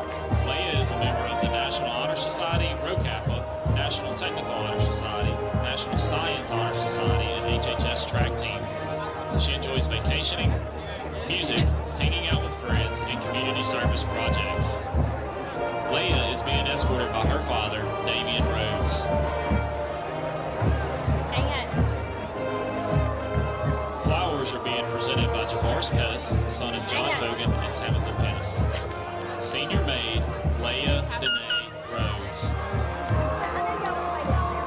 Senior maid, Riley Isabel Jackson. Riley is the 17-year-old daughter of Neil and Eva Jackson. Riley is on the HHS ladies soccer, cross-country, tennis, and track teams, and is student body president as executive president of Student Council, president of Spirit Club, a student ambassador, a member of the Interact Club, and all of the honor societies. She enjoys running and working out in her free time and attending Hernando Baptist Church, but most of her time goes to everything she is involved in at Hernando High School. Riley is being escorted by her father, Neil Jackson. Flowers are being presented by Chris Wright, the son of David and Rachel Wright. Senior maid, Riley Isabel Jackson. Senior maid, Emmeline Sandler Smith. Emmeline is the 17-year-old daughter of Spencer and Julie Smith. Emmeline is captain of HHS ladies soccer team, secretary of National Honor Society, vice president of Spirit Club, president of Gridiron Girls, president of Junior Auxiliary Crown Club, a member of Interact Club, Goalie Girls, Science National Honor Society, and Mayor's Youth Council. She enjoys hanging out with friends, playing soccer, going to church at DeSoto Hills Baptist Church, and serving in the community in any way possible. Emmeline is being escorted by her father, Spencer Smith. Flowers are being presented by Evan Melton, the son of James and Jennifer Melton. Senior maid, Emmeline Sandler Smith. Senior maid, Lillian Grace Thompson. Lily is the 17-year-old daughter of Ken and Elaine Thompson. Lily is senior class president of Student Council, president of Student Ambassadors, president of the National Honor Society, president of Spanish National Honor Society, Society, a member of Rho Kappa, Superintendent Youth Leadership Council, Science National Honor Society, Mayor's Youth Council, Interact Club, and a Hernando Hills mentor. She enjoys reading, going to Friday night football games, spending time with friends and family, shopping, and watching SEC football and Formula One racing. Lily is being escorted by her father, Kent Thompson. Flowers are being presented by Graham Weiss, the son of Victor and Elena Weiss. Senior maid, Lillian Grace Thompson. Crowning tonight's queen is our principal, Dwayne Case, and 2022 Hernando High School homecoming queen, Isabella Ray Brigman. Bella is the daughter of Bo and Angela Brigman and a 2023 graduate of HHS. She is currently attending Mississippi State University, majoring in biological science with a concentration in pre-nursing. After Mississippi State, she plans to attend Mississippi University for Women, the W, to continue her nursing degree. Bella is also a member of the Phi Mu sorority and campus outreach. Bella enjoys hanging out with friends and family, going to the lake, and cheering on the dogs. Once again, we would like to thank Hernando Flower Shop for donating all the flowers here tonight. Now, for what we have all been waiting for, Hernando's High School's 23 homecoming queen is Riley Isabel Jackson.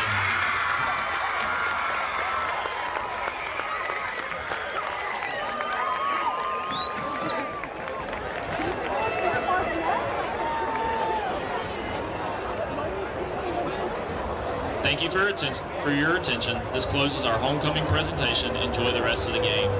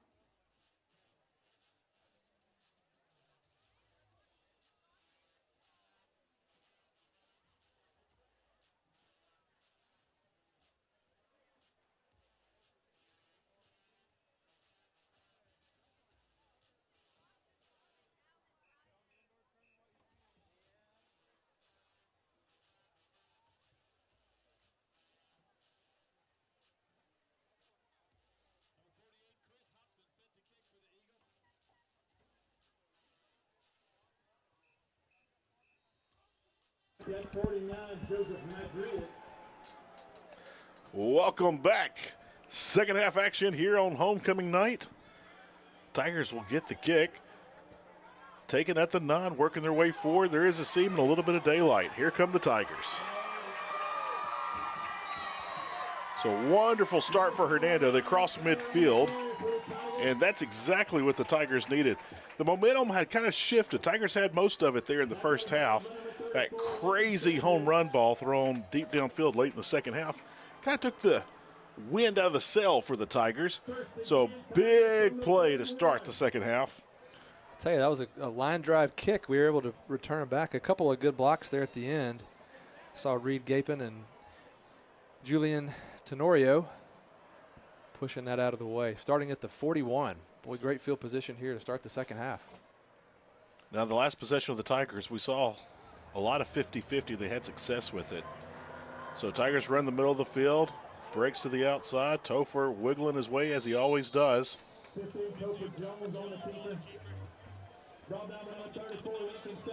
What a strong run to start the second half. A pickup of 8 there, almost 9. Brian, I was looking at the history of these two teams. The all-time history, 30-16-2, held by the Tigers, in favor of the Tigers. How about it? Brody went down kind of funny there. Let's see if he gets back up quick. Brody looks like he is yeah, something happened right there with grabbing Brody. his arm. I don't know if that's a shoulder issue or an elbow issue. You could tell as he was completing the run, something had got him. Yeah, and something popped, slipped, something happened. Hope he can bounce back from that.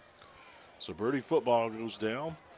We'll try to keep an eye on that and see if we can't get any news on that. So the Tigers have a 65% winning percentage against Horn Lake in the history of this rivalry. Jones on the quarterback seat. Brought down by 41, DeMarcus Raymond. What year did that start? Second down. Gonna have that information. Well, Hernando started playing football in 1927. But I believe Horn Lake's first season was 1966. Okay. So we're approaching 100 years there of football here in Hernando. Yeah. Here in just a couple of years will be the celebration of 100 years. Topher Jones making his way forward. Tigers coming out red, smoking hot. Boy, well, it helps when you start at the 40 out of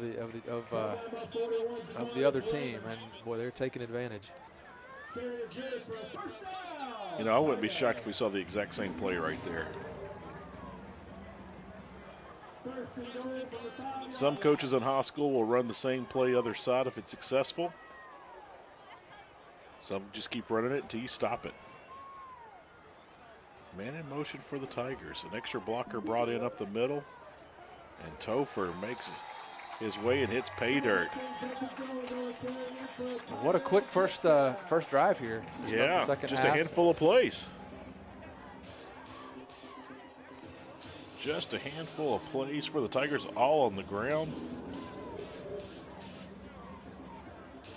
Must have made a couple of tweaks and adjustments there at halftime and saw something that they liked and came out and executed well on that first drive.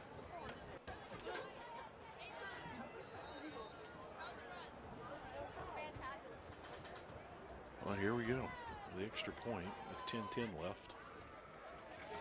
Everything looks good and is good. So the snap for number 12, Ken Leslie, and the hold, number 18, Tyler Starnes, along with the kick for number 21, Will Usselton, are all good. As we said just moments ago, 10 minutes, 10 seconds remain in quarter number 3 here on homecoming night. The Tigers quickly take back the lead. They had the lead most of the first half, and Horn Lake tied it up just seconds before halftime. But now Hernando strikes back on their very next possession, and they take the lead. So right now, Hernando 14, Horn Lake 7. And Brian, that was good morning, good afternoon, good night touchdown. I tell you, in less than 2 minutes, they just grabbed that one and just in a few plays. Like, you know, the only thing we need to watch there was Brody with an injury, and I haven't seen yet any updates on him. But yeah, it was a quick start, and Topher now with 2 touchdowns on the evening.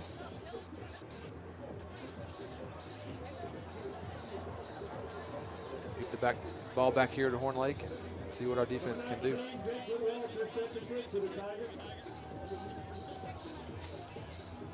You know, this Horn Lake team just a couple of years ago, 2018 state champions, had that phenomenal dream season. Boy, they really had a strong team that year. Oh, wow, they're going to lay up on the kick. Tigers almost got that. Look, say what you want, but it is evident and very clear that Tigers are very well coached. They have seen things and exploited things all night tonight. That right there was the perfect example. They saw open right there, took advantage of it. The opening kickoff, kicked it deep, it checked up right there, and it started with Horn Lake starting off at the 5-yard line. So huge shout out to the special teams. That almost worked. I mean, that was a great short kick, and it almost was recovered.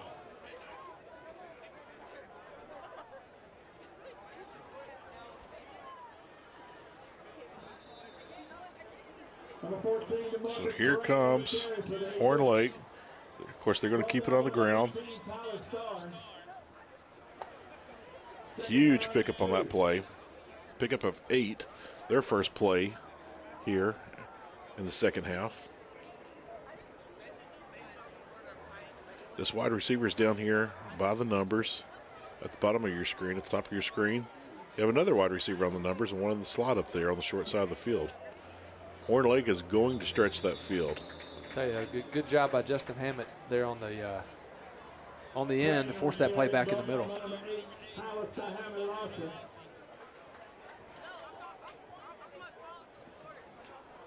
Brian, I didn't think he was anywhere close to that first down mark, but officials moved the chains. They're in a giving spirit tonight on these first downs. Christmas has come early with the giving. Oh, loose ball on the ground. Busted play. Up. Tigers recover. Great job by the defense as it was being scooped up. It was knocked out of the hands. Tigers very aggressive on that. Smelled blood in the water.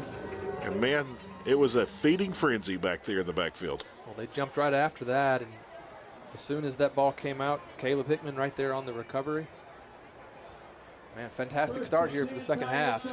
Quick touchdown and then a turnover, and see if we can get some more points on the board here. Well, Hernando had a handful of plays, took back the lead. You know what, Brad? Let's have a fun game. No doubt. Let's see if the Tigers can score at 5 plays or less. You taking the over or the under? I'm going to go with the under. Let's go under. We're 25-yard line starting out. All right, here we go. Man in motion. Sling it out to the outside. Met in the backfield. Stays on his feet.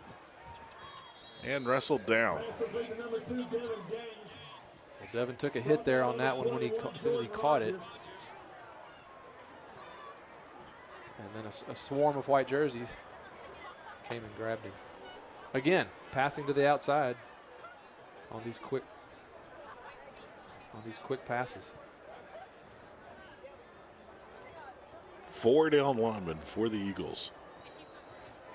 Topher got lots of running room right there. Here we go. And if you had the under, Brian, you're a winner. You got it. 2-play drive for the Tigers. Wow, what a great run. You can tell he's excited about that one. 3rd touchdown of the night.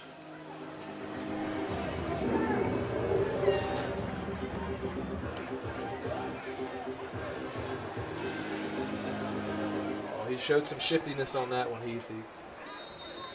He juked somebody there on the left side and then just showed some strength to get it on into the end zone. All right, they're showing the swinging gate here.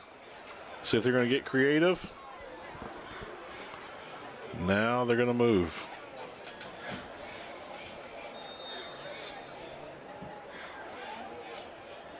Prior to the snap, flag on the play. What are they going to call on this? I missed that one, Heath. They're calling an illegal shift on a swinging gate. Don't understand that call, but don't understand that at all. Illegal substitution called against the Tigers. Interesting. So illegal substitution is the call against the Tigers. They'll just back them up 5 yards. But the special teams have been a huge strong point for the Tigers all season. And it's been a bright, shining spot for the Tigers tonight in all facets of the kicking game. Move them back 5 yards just to show off their talents even more. So the snap for number 12, Kenan Leslie. The hold for number 18, Tyler Starnes. And the kick for number 21, Will Usselton, are all good. Wow. Brian, we've had 6 plays for the Tigers in the second half, and 2 of those plays have been touchdowns. Topher has 3 on the night. He's got the hat trick. So 8 minutes, 21 seconds remain here in quarter number 3 on homecoming 2023. There we go. Easy for me to see, right, gentlemen? So 21-7, Tigers up here on homecoming night. And right now, I mean, there's blood in the water, Brian. I mean, it's starting to get loose. Look at the return team. They're making adjustments now over here on the right side of the field, and they're getting a little bit wider. So they are slightly pink. There is a huge hole. I don't know if the Tigers will exploit it right here. Yeah. Yep, they sure are. Dangerous kick, scooped right there. That could have been a disaster for Horn Lake. It was not. Flag on the play. Ball down to number 19, Well, Vincent Walters. I think it might have been a towel, Heath. It's like Brady Clancy grabbed it, and he's running off the field with it. So it looks like there was no flag on the play after all. All right, 8:14. The Eagles will take over here in the third quarter. Good starting position for Horn Lake. Again, they're going to spread that defense as much as they can.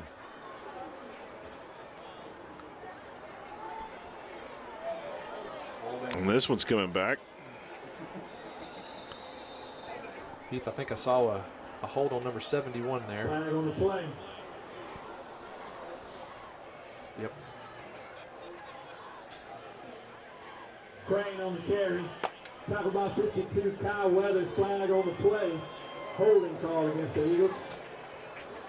And here they go. Everybody clap your hands. So push them back, way back. Very costly penalty. And that was more than 10 yards they marked off. Now, holding is a spot foul, so if he's 3 yards in the backfield, that will equivalent a 13-yard penalty. Oh, beautiful pass being knocked down right there. Excellent job by the defensive line of the Tigers. And give massive props to number 54 for the Tigers. What a great play. I think some jerseys have been changed. We don't have a 54 on our roster. But massive play right there by the D-line of the Tigers. Almost looked like a volleyball play there, Heath. It's on the spike. All right. Swing pass to the outside. That could be a block in the back. I do not see a flag. Number 39, Cedric Harris on the catch. Talk about number 4, Ryan Taylor. All right, so the pass is complete. Get a little wiggle room. Still a deep third down here. Third and about 15. Yeah, I was about to say, about third and 16, third and 15. Third and a long way.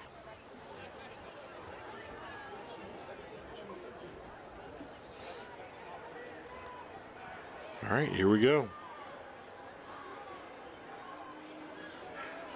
He looked at one receiver the entire time. He didn't look at any other receiver on that play.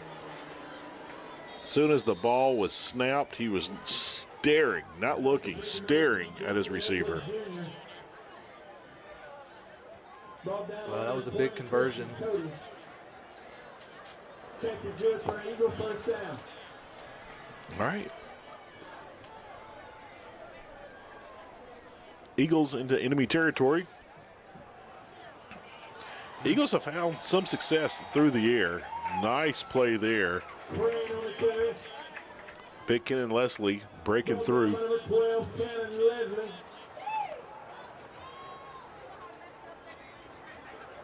Very physical play by Cannon. All right, here we go. 2nd and 8 on. Once again, loose ball, low snap, gets it away. Nice spin move there by the receiver. Staying on his feet. Ball is stripped. Here we go.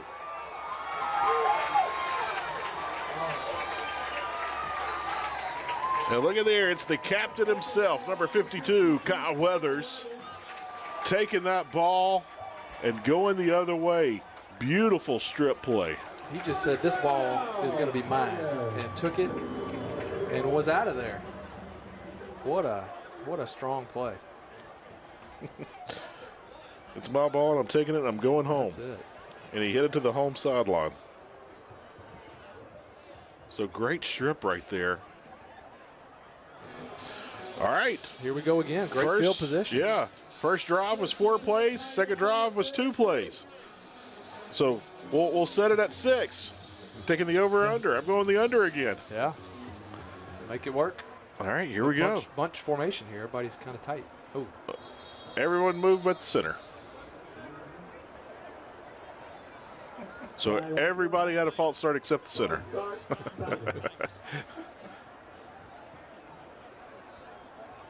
You know, that's the one thing about long snappers and centers. They never get called out unless they make a mistake. They do their job perfectly, 99.999.7. Well, that's too many points. But they do their job tremendously all the time. And it's just when they make that one simple mistake is when everyone calls them out, whether it be a bad snap or forgetting to snap or the snap count. But, yeah. All right, simple toss right here. You know, I wonder what the Tigers were going to show in that bunched formation. I was very interested in seeing that. That's right. I'll have to wait for that one another time. Good, strong 5-yard run there.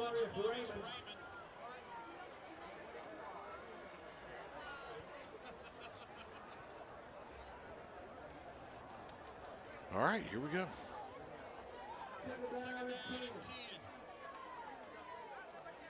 So the Tigers get 5 yards to get back to the original line of scrimmage.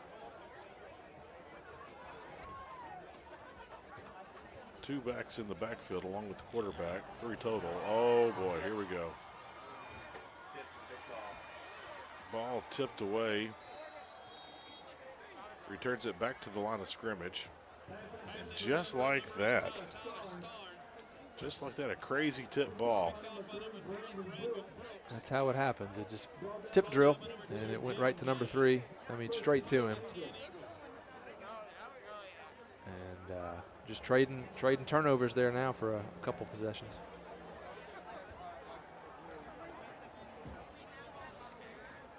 All right, 5:27 here in the 3rd quarter. Moore Lake takes over in enemy territory. They started their last drive on the 44. This time they started on the 43. Great job right there. Tigers in the backfield. Nice play right there by Ken and Leslie. Another physical play by Cannon. He's adding up the tackles tonight. That was a great job to hold on and sling him down.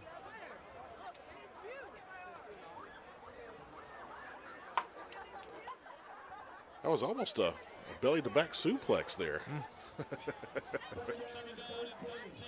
All right, here we go. Loss on the play, loss of 3. Huge receiver in the slot to the left. They don't even look his way. Ball almost intercepted, but is complete. And we got a Tiger down on the field. I can't quite tell. Is that number? That's number 8, Alice. Yeah, Ryan Taylor there almost he had eyes on a pick six if he'd have gotten that. Just came up a little bit late. Hollis is now grabbing his arm.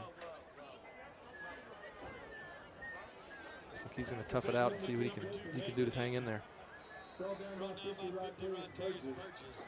No sign of Brody Martin. Haven't seen him.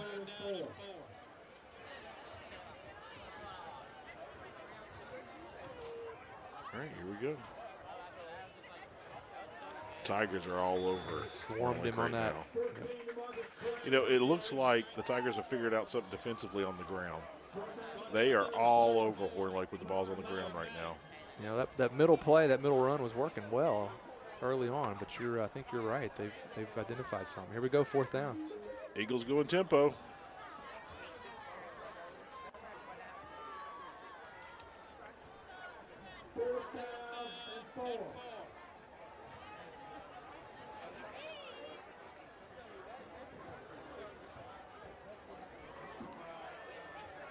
Wow, talk about bad luck right there.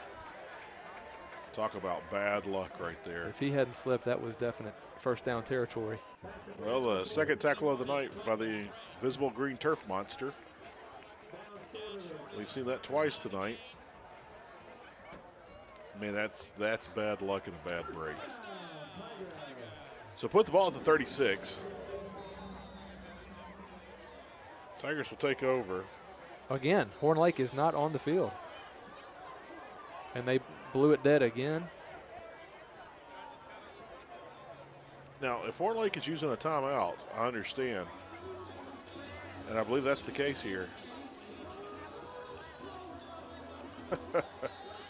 They're trying to have some fun over in the PA booth, playing What's Going On. I'm sure the officials love that. You know they got to laugh a little bit about that. Oh, they got to take it in stride. They're having a discussion here.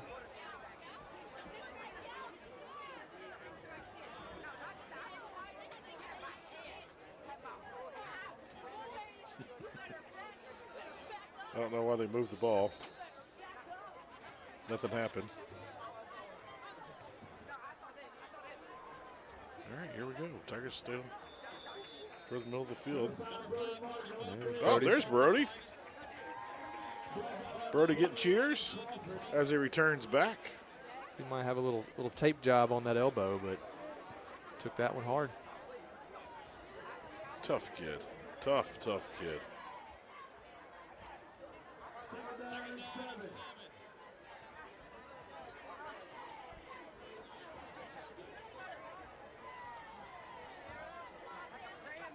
Nice move by Topher. Great play fake.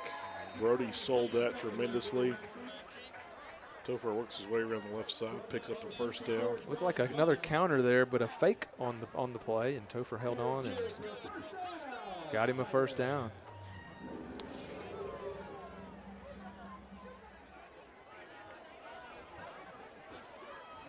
All right, ball just shy of midfield.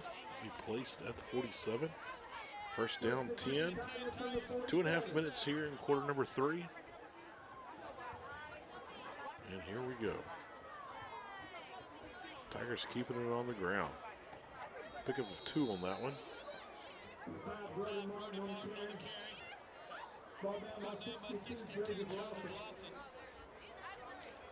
So the ball will be placed at the 49.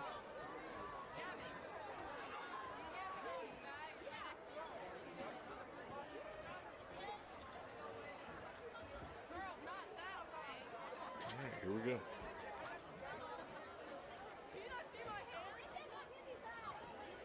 Look at that.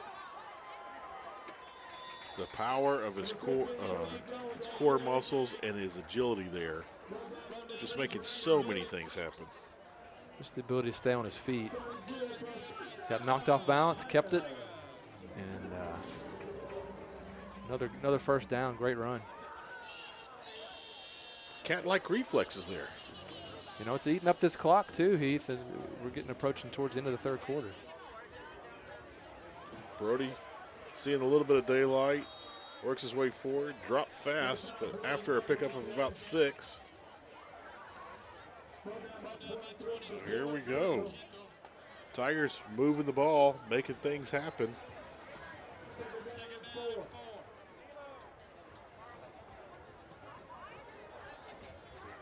We're approaching 70 seconds here.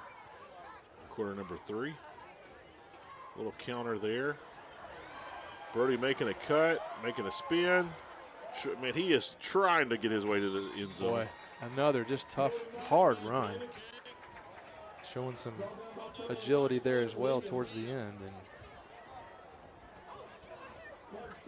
And I think the ground game is working right now.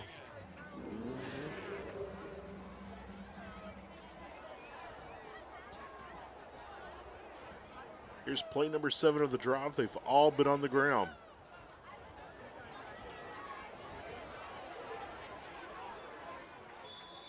Well, here we go.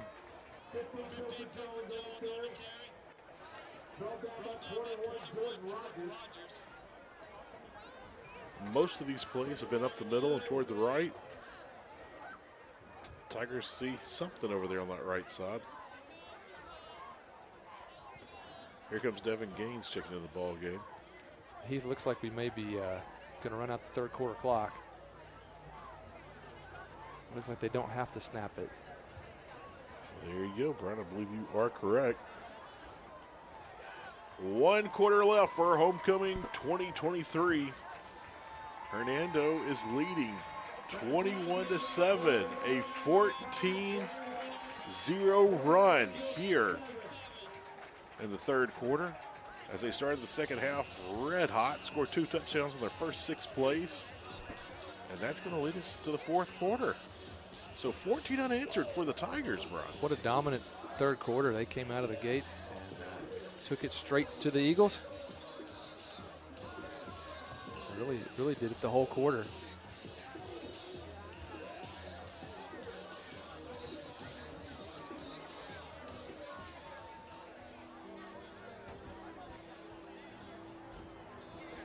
Well, I'm seeing a singular car heading down Dilworth toward Mackinville. Just about everyone has stayed here on homecoming night. The maids and the queen, the newly crowned queen, in the end zone, along with the food trucks and the snow cone machine. Those are staples in the kid zone down there. And in the opposite end zone, we have the tailgate tents down by the scoreboard in the north end zone. Excuse me, the south end zone.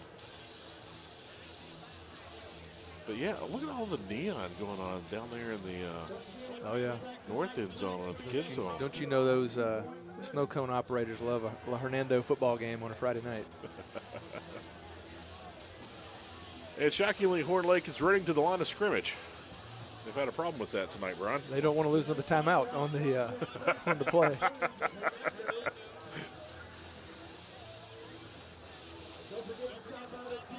All right, here we go.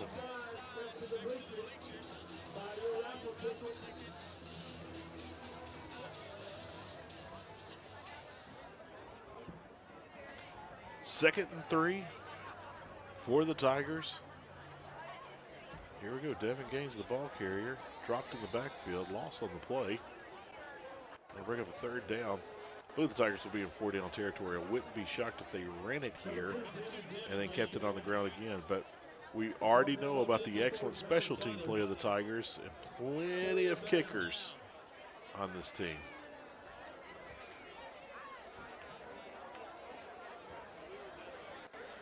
They got 5 yards right there on the offsides play. So they'll bring it a third down and 3 for Hernando. Put it right back to where it was.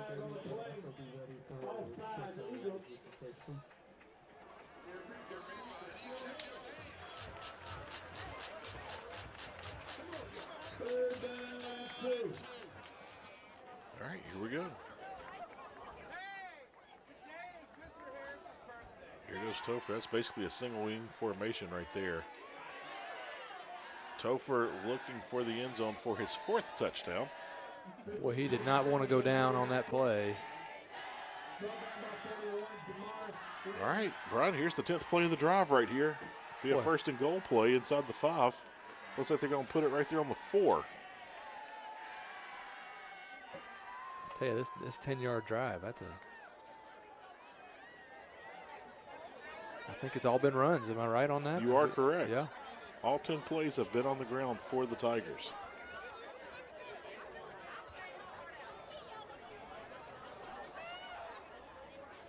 Lots of discussing going on with the officials.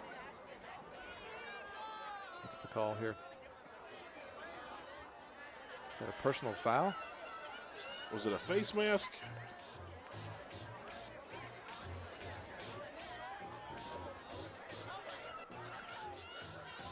Well, whatever it is, it'll be half the distance to the goal.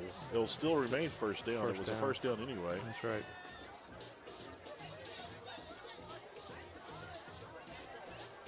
So that will be a 2-yard penalty. The ball's placed at the 4 and half the distance to the goal. Unless you're using that Common Core math, then I don't know where the ball will be placed.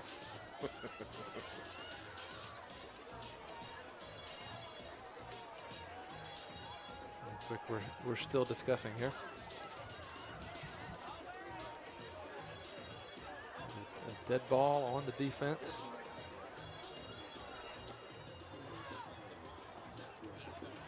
All right. The White Hat will be talking to head coach Steve McCann.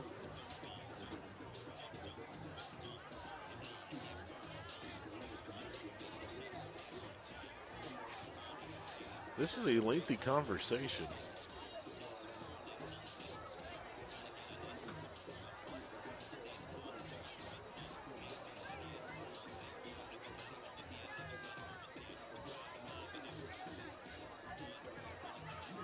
Heath, while we have a break here, I've been trying to find a score. I know South Haven is playing Lewisburg tonight. It looks like DeSoto Central is down in Oxford. As we are in district play for several weeks now. But no scores. I cannot find a place to get an updated score. South Haven looking for their first win of the season. South Haven went very aggressive with the scheduling this year. Scheduled some extremely tough teams. And they're seeing a little bit of a backlash on that. They had that undefeated season last year. And now they're winless. But South Haven could technically still be the first place team in the district. Shout out to the middle school. The A and B team of the 7th grade won their games last night against South Haven. And the B team fell a little bit short with the 8th grade, but the A team ended up winning their contest. So out of the 4 football matchups, oh, here we go. A sportsmanlike call is against Horn Lake. Well, that was a lot I don't know if there was a punch thrown, and that's what they're discussing. A lot of action there for 2 yards. All right, Brody gets the ball and works his way to the outside. And Brody football, number 5, with the Tiger touchdown. With 11 minutes, 7 seconds here on homecoming night, pushes the lead out even more. That's the 10th play of the drive. Boy, it's just been domination here second half by the Tigers. From that kickoff, now 3 touchdowns, That's and it's the just 10th been play of the drive.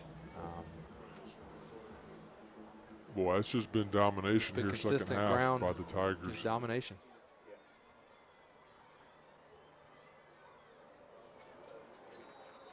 Snap a little low. Great job by Tyler Starnes with the hold. So excellent, excellent job right there with Tyler Starnes, making something happen there with the bad snap, but all is good.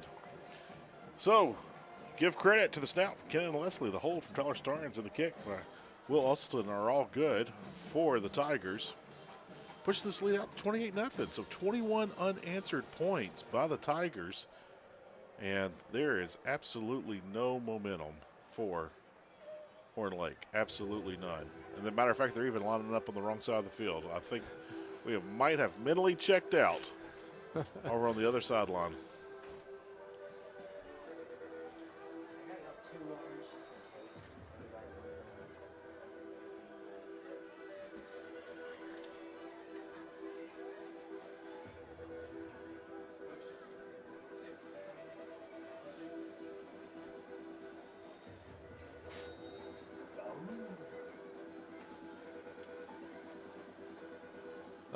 Oh, the onside kick. Didn't see that coming.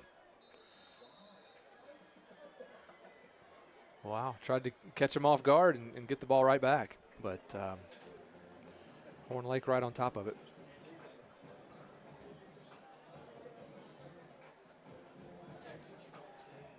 Vincent Walters Steve on the McCann carry. has a big smile on his face. I was wondering if he was hunting down his kicker and asking him, what in the world were you doing? Well, I saw Vincent there tapping his chest.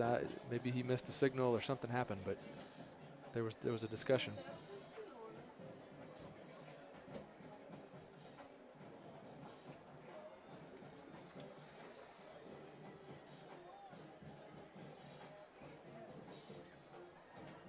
First and 10, Eagles from the 45.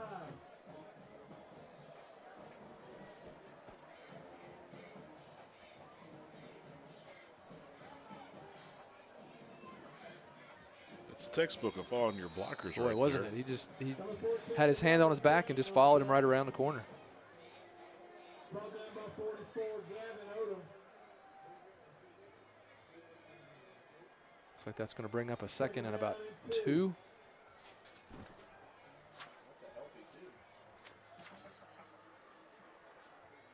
Looks like closer to maybe 3 on that, actually.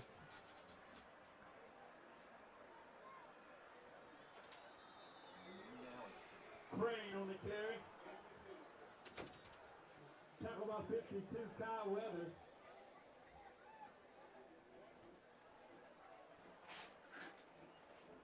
Kyle Weathers on the stop on that last play. Kyle had that wonderful strip here a couple of possessions ago. Really changed the whole vibe of this game. It was going back and forth, whoever had the ball. But Kyle kind of shut all of that down, put all the momentum in the category for the Tigers.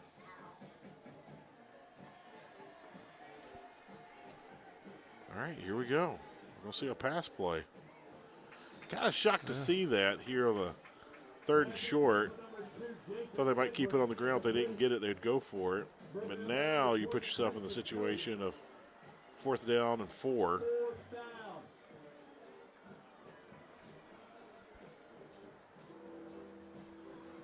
If you're Horn Lake here, you pretty much got to get this. About 10 minutes left in the game. Yeah, if you're Horn Lake, you got to answer something here. They got the first down there on the 4th down and 4. So I'll keep the chains moving, reset the marker, be a first down and 10 yards to go for the Eagles. The ball will be placed inside the 40. We'll call it about the 37.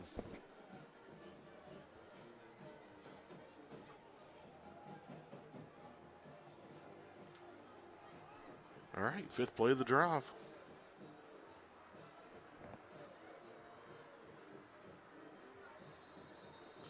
So it was hugely successful in the first half of running up the middle. Tigers have made adjustments, and they have pretty much shut that down here. You know, when Heath, you think back, that long pass play that set up the touchdown, that's really been about the big gainer for the night.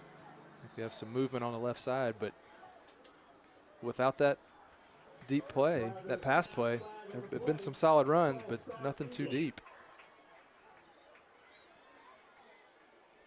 Yeah, that home run ball, it was about they had some gash plays of about 12 yards or more, but as far as explosive plays, that's pretty much the only one. That's about it.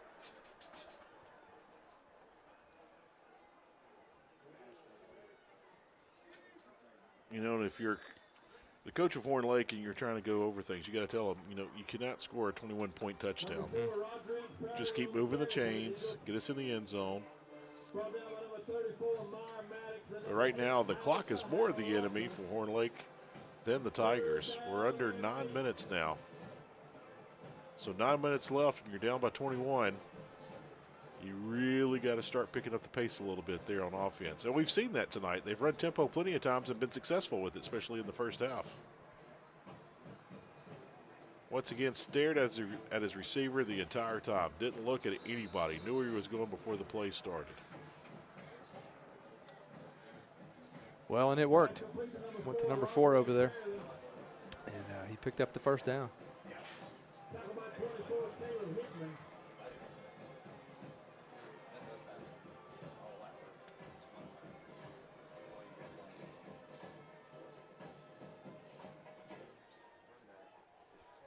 First and 10 Eagles from the 27.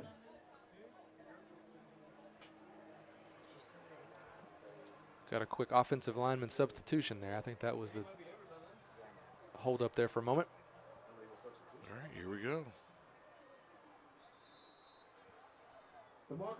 So they're going to keep it on the ground. They're going to keep moving.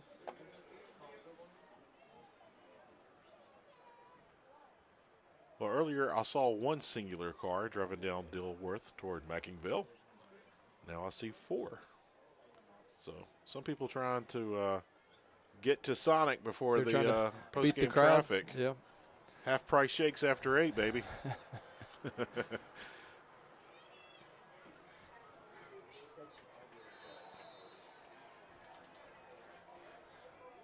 think right there the receiver quit on his route and they bumped each other. Yeah, they were kind of shaking hands there after the play. Yeah.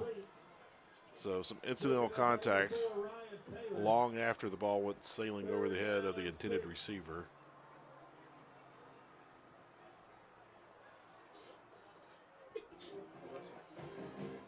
All right, here we go.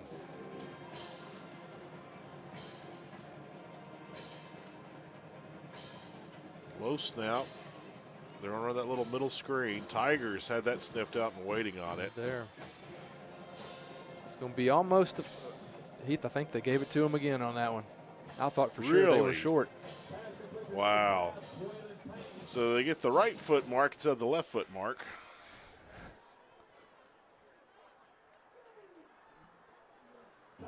And that spot by the right foot will move the chains. First and 10 Eagles from the 17.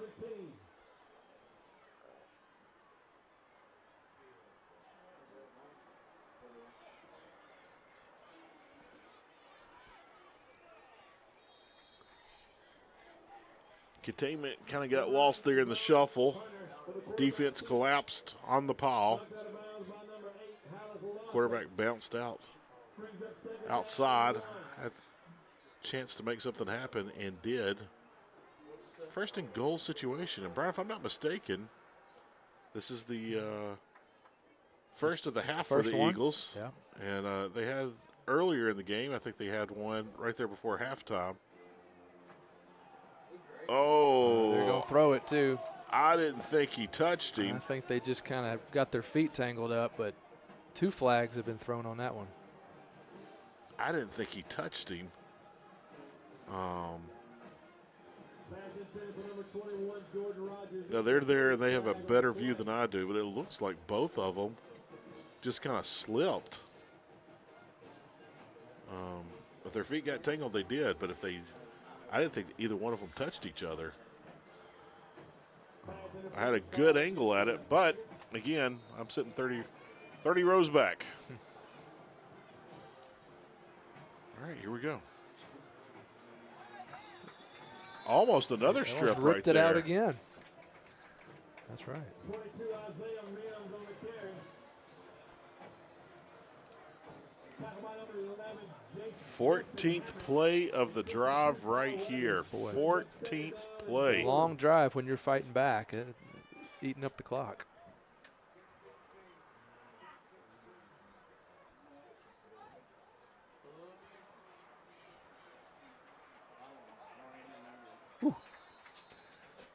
I don't know if there was that ball got a little bit tipped there at the line of scrimmage. I think it did get tipped. That's right. Kind of bounced around. Mm-hmm. Well, this drive started 11 minutes and 7 seconds here in the fourth quarter. So the Eagles have made leadway, but it's cost them a ton of time. Here we go. Oh, look at the defensive pursuit in the backfield. Tell you, Kai Weathers again. He's having a great night. Kyle Weathers is all over the place.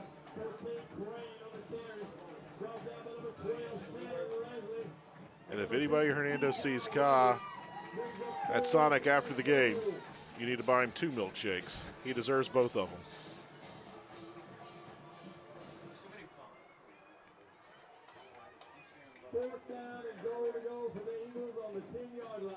All right, here we go. Tigers are spacing out on the defensive line. 3 down linemen. Beautiful pass, great one-handed catch, falling down, complete. You have to tip of the cap to the Eagles on that play. Boy, that was a great catch. He first for the quarterback to buy some time and then lob it over the top, and then what a great one-handed snag that was. Used his legs to improv on the play, extended the play, and just laid one out. One-handed catch, diving, falling to the ground in the end zone. That's just a great play. I think we got a Tiger down in the back of the end zone. We're holding our leg up. It looks like cramps.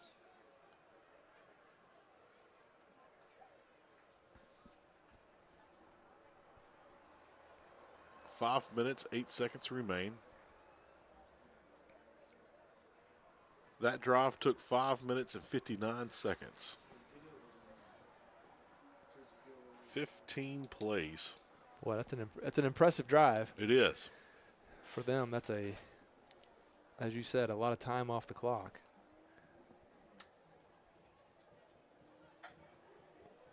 But still time. Still time to be to finish this out. Fans, next Friday night, October the 20th, your Tiger football team will be traveling to DeSoto Central High School to take on the Jaguars. Kickoff is scheduled for 7 p.m. Let's travel and show your support for the Hernando Fighting Tiger football program. High snap. Get the ball. It limps over the crossbar, but it is good. So the Tigers had 21 unanswered points until the Eagles answered right there on that 15-play drive.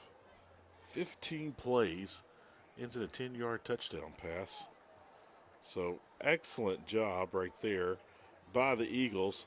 But right now it's 28-14. The Tigers have doubled up the Eagles. 5 minutes, 8 seconds remain here on homecoming night. So the crowd here on the home side pretty much still intact. Not too many cars. I don't see a whole lot of empty seats. I do see about 4 cars in the parking lot with red lights on. So a couple of people making their way. But a great fun night here. Beautiful weather. Perfect for homecoming. Great crowd. We had a wonderful parade last night. Had all the homecoming festivities. A 30-year class reunion. 30-year class reunion. Shout out to the class of 1993. That was back during the whole grunge Nirvana movement. Right there, 92, 93. A lot of collective soul. A lot of flannel. A lot of plaid. A lot of earth tones. Looks like the play has been blown dead here. I think they said he caught it on a knee. I'm sure a lot of Eddie Bauer clothes, structure, Stussy. Trying to bringing think of it the back styles here. from 1993.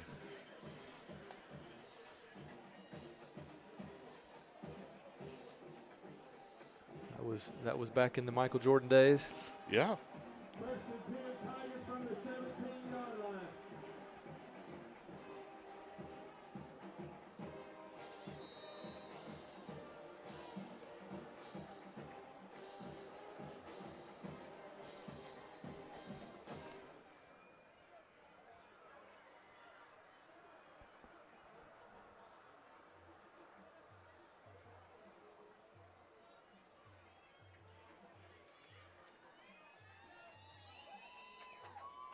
Just a quick Google, thanks to the Google machine, you know, at our hands. That is our friend. Here's some of the top songs from 1993. Are you ready for this, Brian? I'll Do Anything for Love, but I Won't Do That by Meatloaf. We lost Meatloaf. We lost Meatloaf here recently. Come Undone by Duran Duran. Insane in the Brain by Cypress Hill.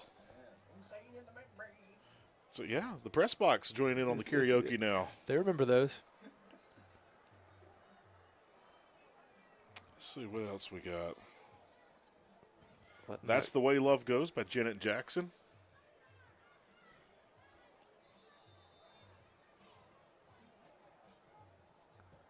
Tigers are going to let these play clocks run down. Oh, the famous song "What Is Love," which is famous by Night at the Roxbury, the skit on Saturday Night Live. Saturday Night Live. Yeah, everyone's bobbing their head now. Oh, one of my favorites, "Mr. Jones" by Counting Crows. Had that repeat on the Walkman, but it was on tape. You got to have the Walkman. Had to rewind That's it. Oh, should have known this one. Whoop, there it is. Of course. A lot of classic songs. Heart-Shaped Box by Nirvana. Boom, Boom, Shake the Room. That was by DJ Jazzy Jeff and the Fresh Prince. Back when Will Smith was a rapper and not an actor. Jones carried good for a first down. Tigers. Diddy by Paperboy. Linger by the Cranberries. We lost the lead singer from the Cranberries here the last couple of years.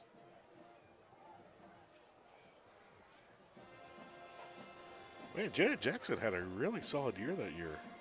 Had 5 hits. Oh, Brian, the song by the Crash Test Dummies. Of course. That one's not sung at karaoke too much.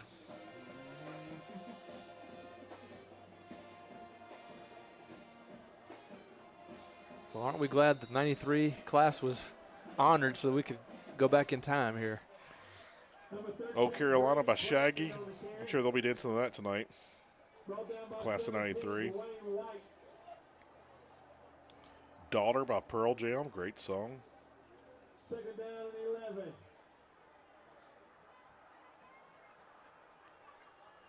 Living on the Edge by Aerosmith. Wow.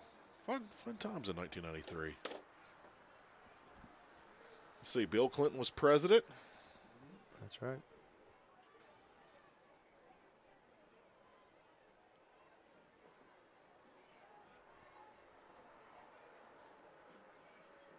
Uh-oh. Trouble in the backfield. Well, they know we're running it, so they're coming after us, but Jones on the carry. eating up that clock. Brought down by 34, Lincoln Sanders. All right, here we go. Looks like we got a timeout. I think Horn Lake has used one of their timeouts. Official timeout on the field. All right, Brian. During the timeouts, what kind of movies were out in 1993? Would that have been, trying to think of the top one. Was that a Jurassic Park or something more like that? You know what? I believe Jurassic Park did come out. Yeah, you're correct. 1993. Good call. Had to be around that time, I guess. Along with Tombstone. Yep. Great movie. Another good one. Dazed and Confused. Cult classic. One of my all-time favorites, Rudy. Of course. Grumpy Old Men. Sleepless in Seattle. Groundhog Day. All the 2 wonderful kid baseball movies, Rookie of the Year and The Sandlot. Oh, wow. Yep. That's a classic. Mrs. Doubtfire. Robin Hood Men in Tights. Last Action Hero. John Grisham's book, The Firm, became a movie in 1993, along with The Pelican Brief. Had 2 movies that year.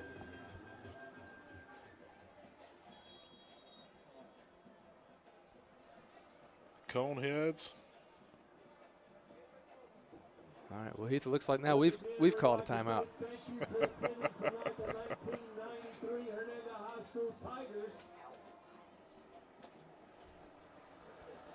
But the big blockbuster that year, you nailed it, Jurassic Park. Jurassic.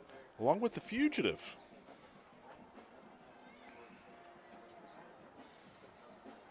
So some great movies. The Fugitive, one of the all-time box office hits, one of the biggest surprise box office hits. They thought it was going to be a good movie. They didn't expect it to be that good. Well, Heath, I can see our kids zone area is thinning out a bit. Looks like things are closing down there. The dance team is still very much active. The band is obviously still loud and proud over here. So starting to wind things down. All right, here we go. Long run across the field, just shy of the first down marker.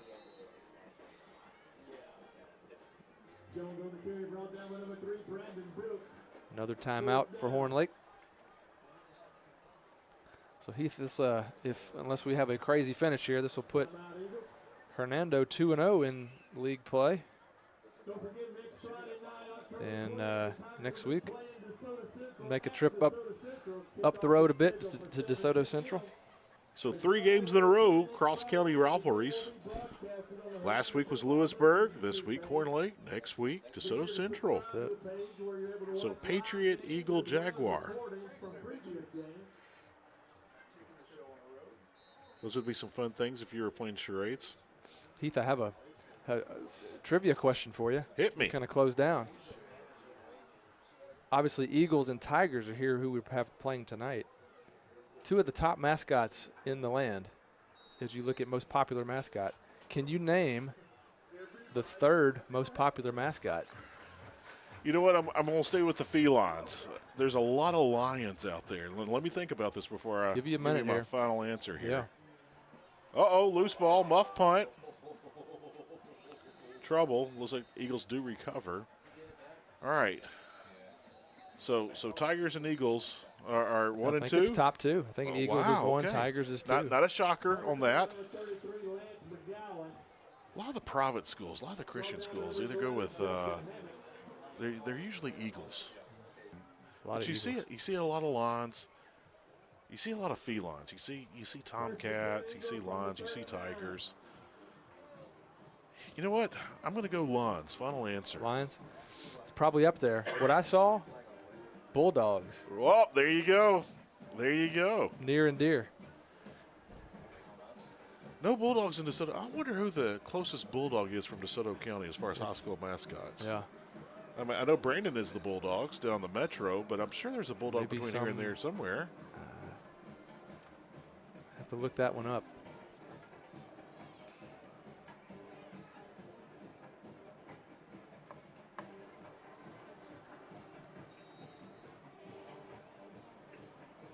Now, a lot of people may not know this. Hernando was originally the Lions. I did not know The students voted to change it to Tiger. Ooh, man. A double ricochet on that pass. It finally hits the ground, falls incomplete. You know, this game's not completely over. You get a quick score, you get the onside kick. You can make something happen here. As they say, crazier things have happened. Plenty of crazy things have happened. All right, here we go. They're not spreading the receivers out as much. There's a little bit of movement on that slot receiver here at the bottom of your screen, but officials kept the flag in their back pocket. You know, Heath, as you've said, I think this quarterback picks who he's going to throw it to and stares at him and does not come off of him. Yeah, one-read quarterback, not looking at other options.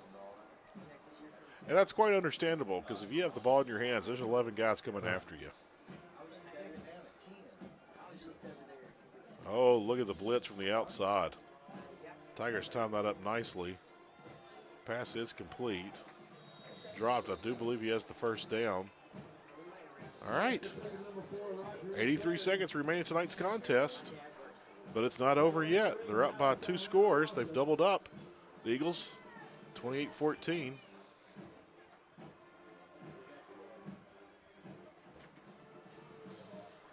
Long pass. Falls incomplete. All right, 2nd and 10.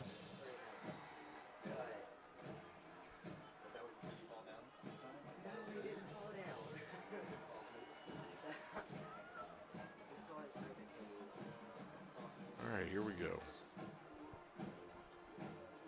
Coach McCann wanting to make sure his defense stays in the game here. Not lose their focus here.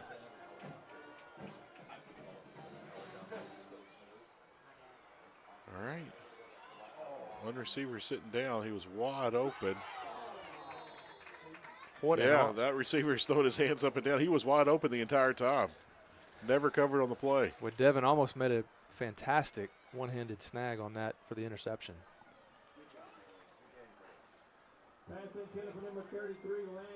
All right. 63 seconds now remain. 3rd down. So not only running out of time, you're running out of downs if you're the Eagles. Oh, the kid zone's a little crazy tonight. We got some maddening face paint on some lads here in the stands.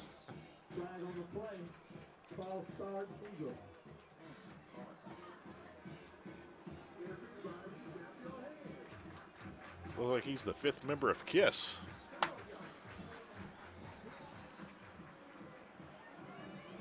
All right, here we go.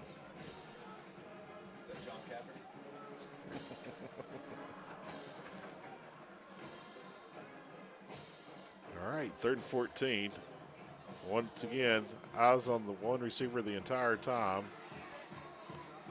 And he dropped the ball. Boy, I think Tigers were fortunate there. That was, he had that in his grasp and just completely dropped it. And now looks like he's down. That'll hurt the percentages for the quarterback for sure.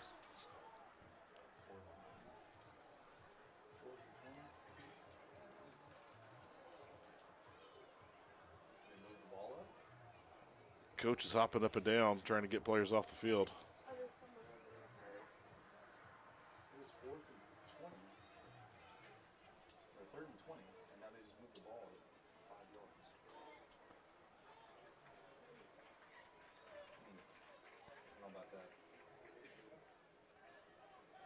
Well, Brian, I don't know if that changes the play call. It looks like that's their go-to receiver. Their receiver, that's him. So on a 4th and long, you're without your top target.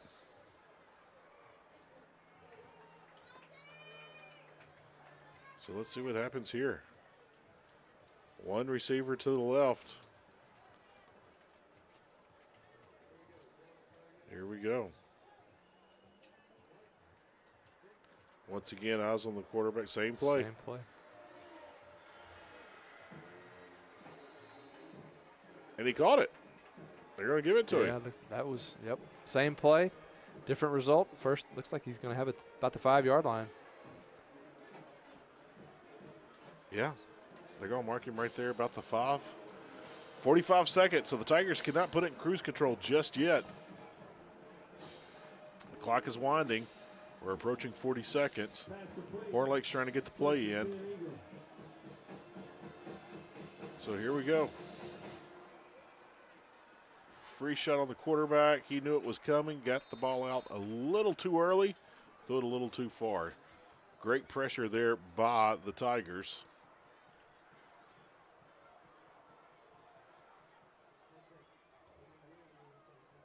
Well, here we go. 2nd and goal from the 5.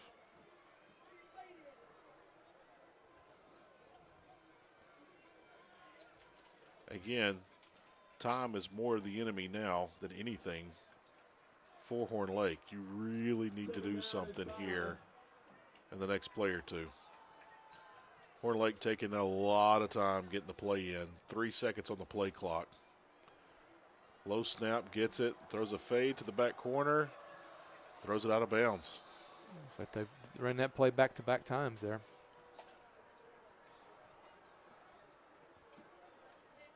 So here we go. 26 seconds remain. Brings up 3rd down and 5. Well, now the traffic is starting to back up. Starting to see several cars trying to get out of the middle school parking lot.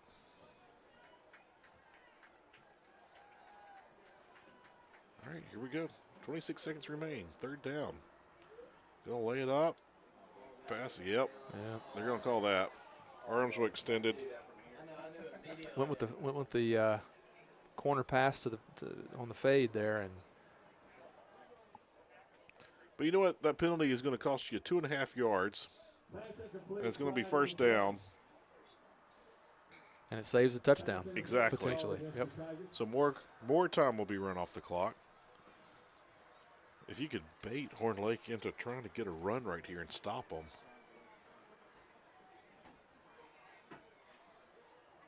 Now Horn Lake's playing, it looks like they're definitely going through the air right here. Runs that quick slant across the middle. Pass falls incomplete. Now it's a fourth down. Pass intended for number 4, Roger Fairley, is incomplete. Broken up by number 4, Ryan Taylor.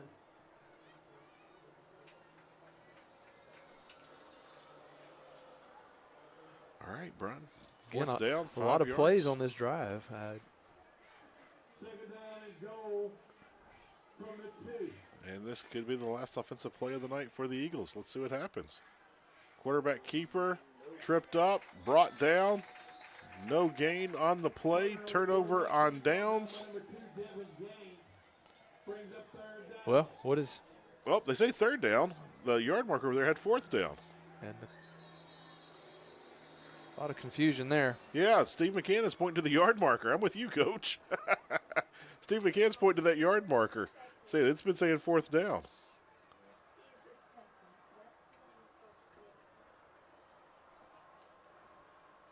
I had fourth down.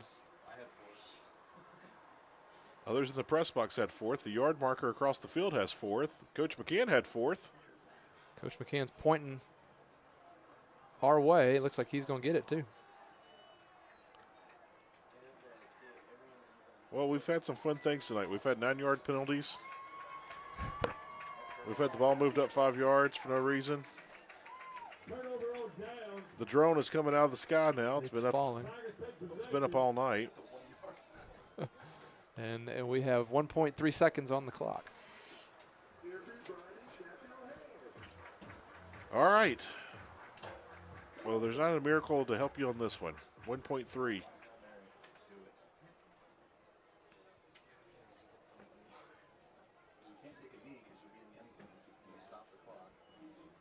All right, here we go. Ball is placed just shy of the 5-yard line. We'll call it the 4. Heath, they say this is the best play in football right here.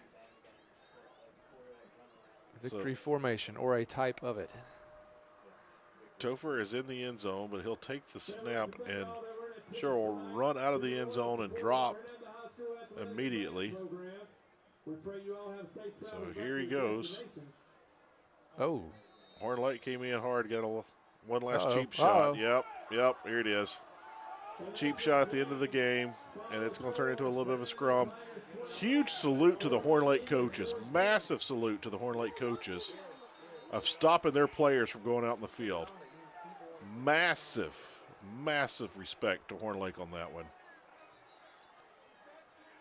Horn Lake coaches were out there immediately stopping the team from running out in the field, and they're still out there fighting them.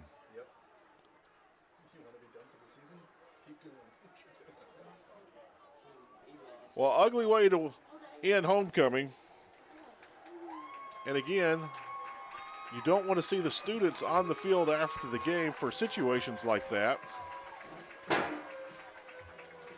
But at the same time, you do want them to celebrate with their teammates and schoolmates and classmates.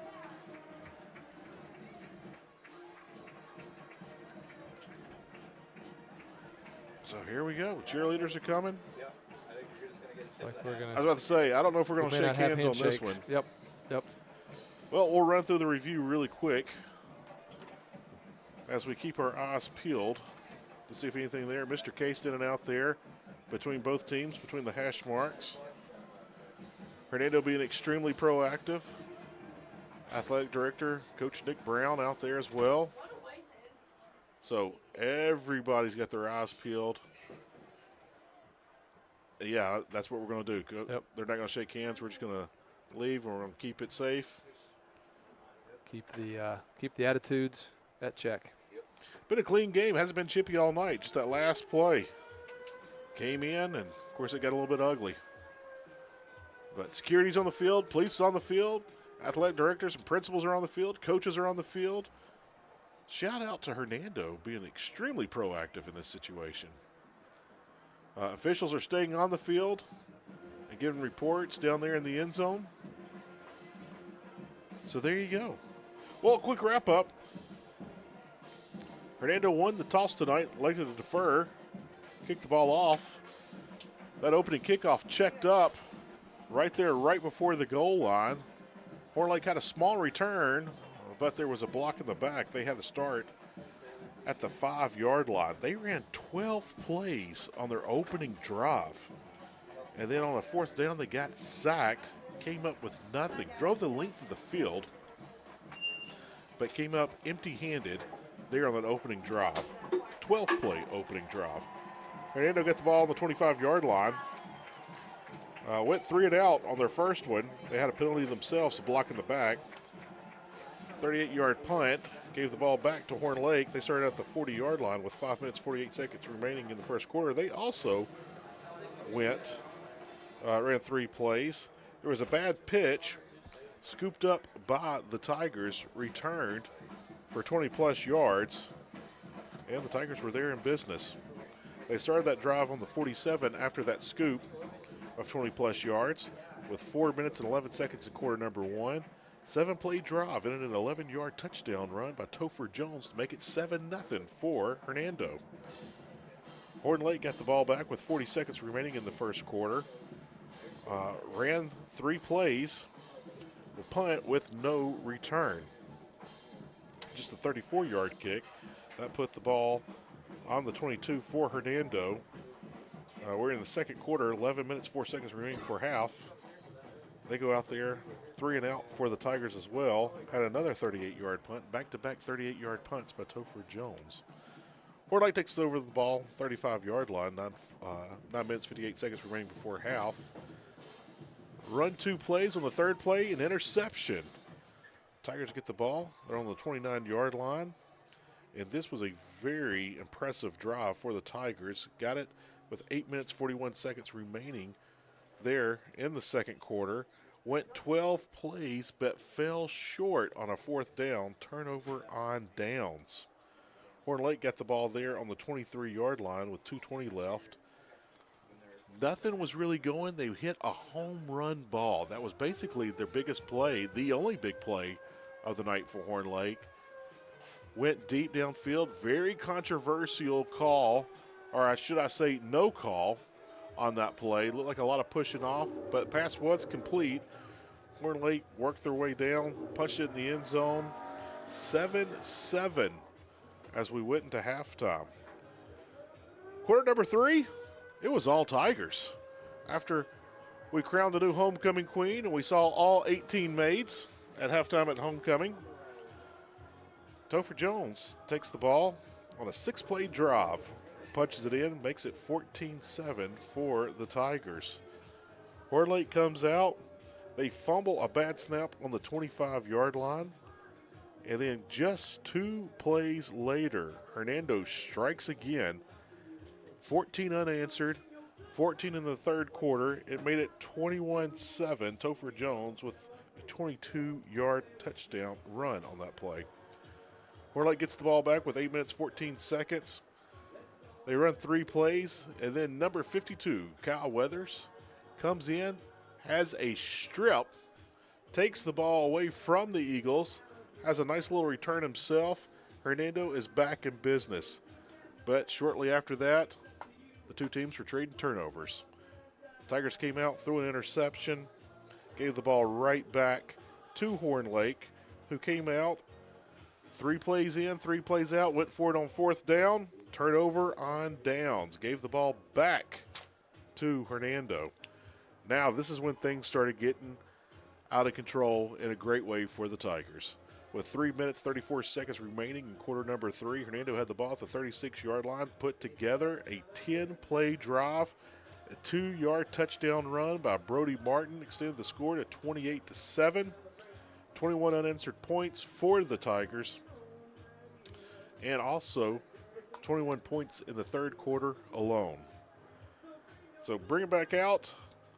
Horn Lake comes back, answers with a 10-yard touchdown pass, a 15-play drive by the Eagles. Eagles had multiple long drives tonight. We also saw that last week with Lewisburg. Lewisburg had multiple double-digit play drives, and they kept coming up empty-handed. Same thing from Horn Lake, except there in the third quarter, or should I say the beginning of the fourth quarter, they finally hit pay dirt and brought it 28-14. After that, teams traded a couple of possessions. Not much happening. Horn Lake had a wonderful drive toward the end of the game. Another double-digit drive, but they fell short on 4th and goal. There was confusion on that. Just about everyone had 4th down. Horn Lake didn't. The officials wasn't sure, but sure enough, it was turnover on downs. It was 4th down. And Hernando was trying to take a knee to end the game. An extra physical play came in there. It's football. It was a clean play. It was hit. Was it a little dirty? Yeah, you could say it was. You have your own opinion on that. You can call it how you want it and how you saw it. But with that, it was a legal play. It's over.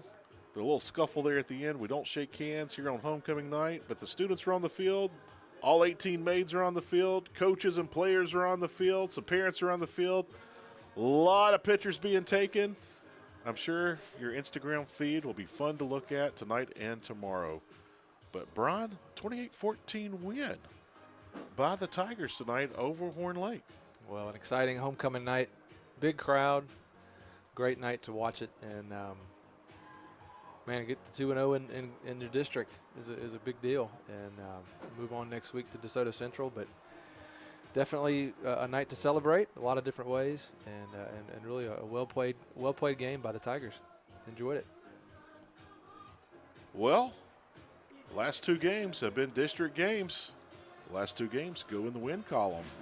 Next week, another district game. We're staying in the county once again. We'll be on the road at DeSoto Central. That's going to be a fun game.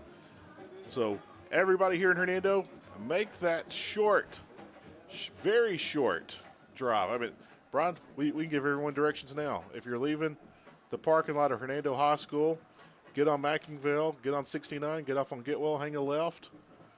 Go for about 10 minutes. You'll see it on your left. You're there. Yeah, so no excuse for not to pack it out next week for the Tigers. We want to see you there. With that being said, we're going to wrap up tonight. The final score was, and forever shall remain, Hernando 28, Horn Lake 14 here on Homecoming 2023. For Brian Ray, I'm Heath Hopkins. Thank you for listening to Hernando High School Football. We'll see you next week across the county in South Haven at DeSoto Central as your Hernando Tigers take on the Jaguars of DeSoto Central.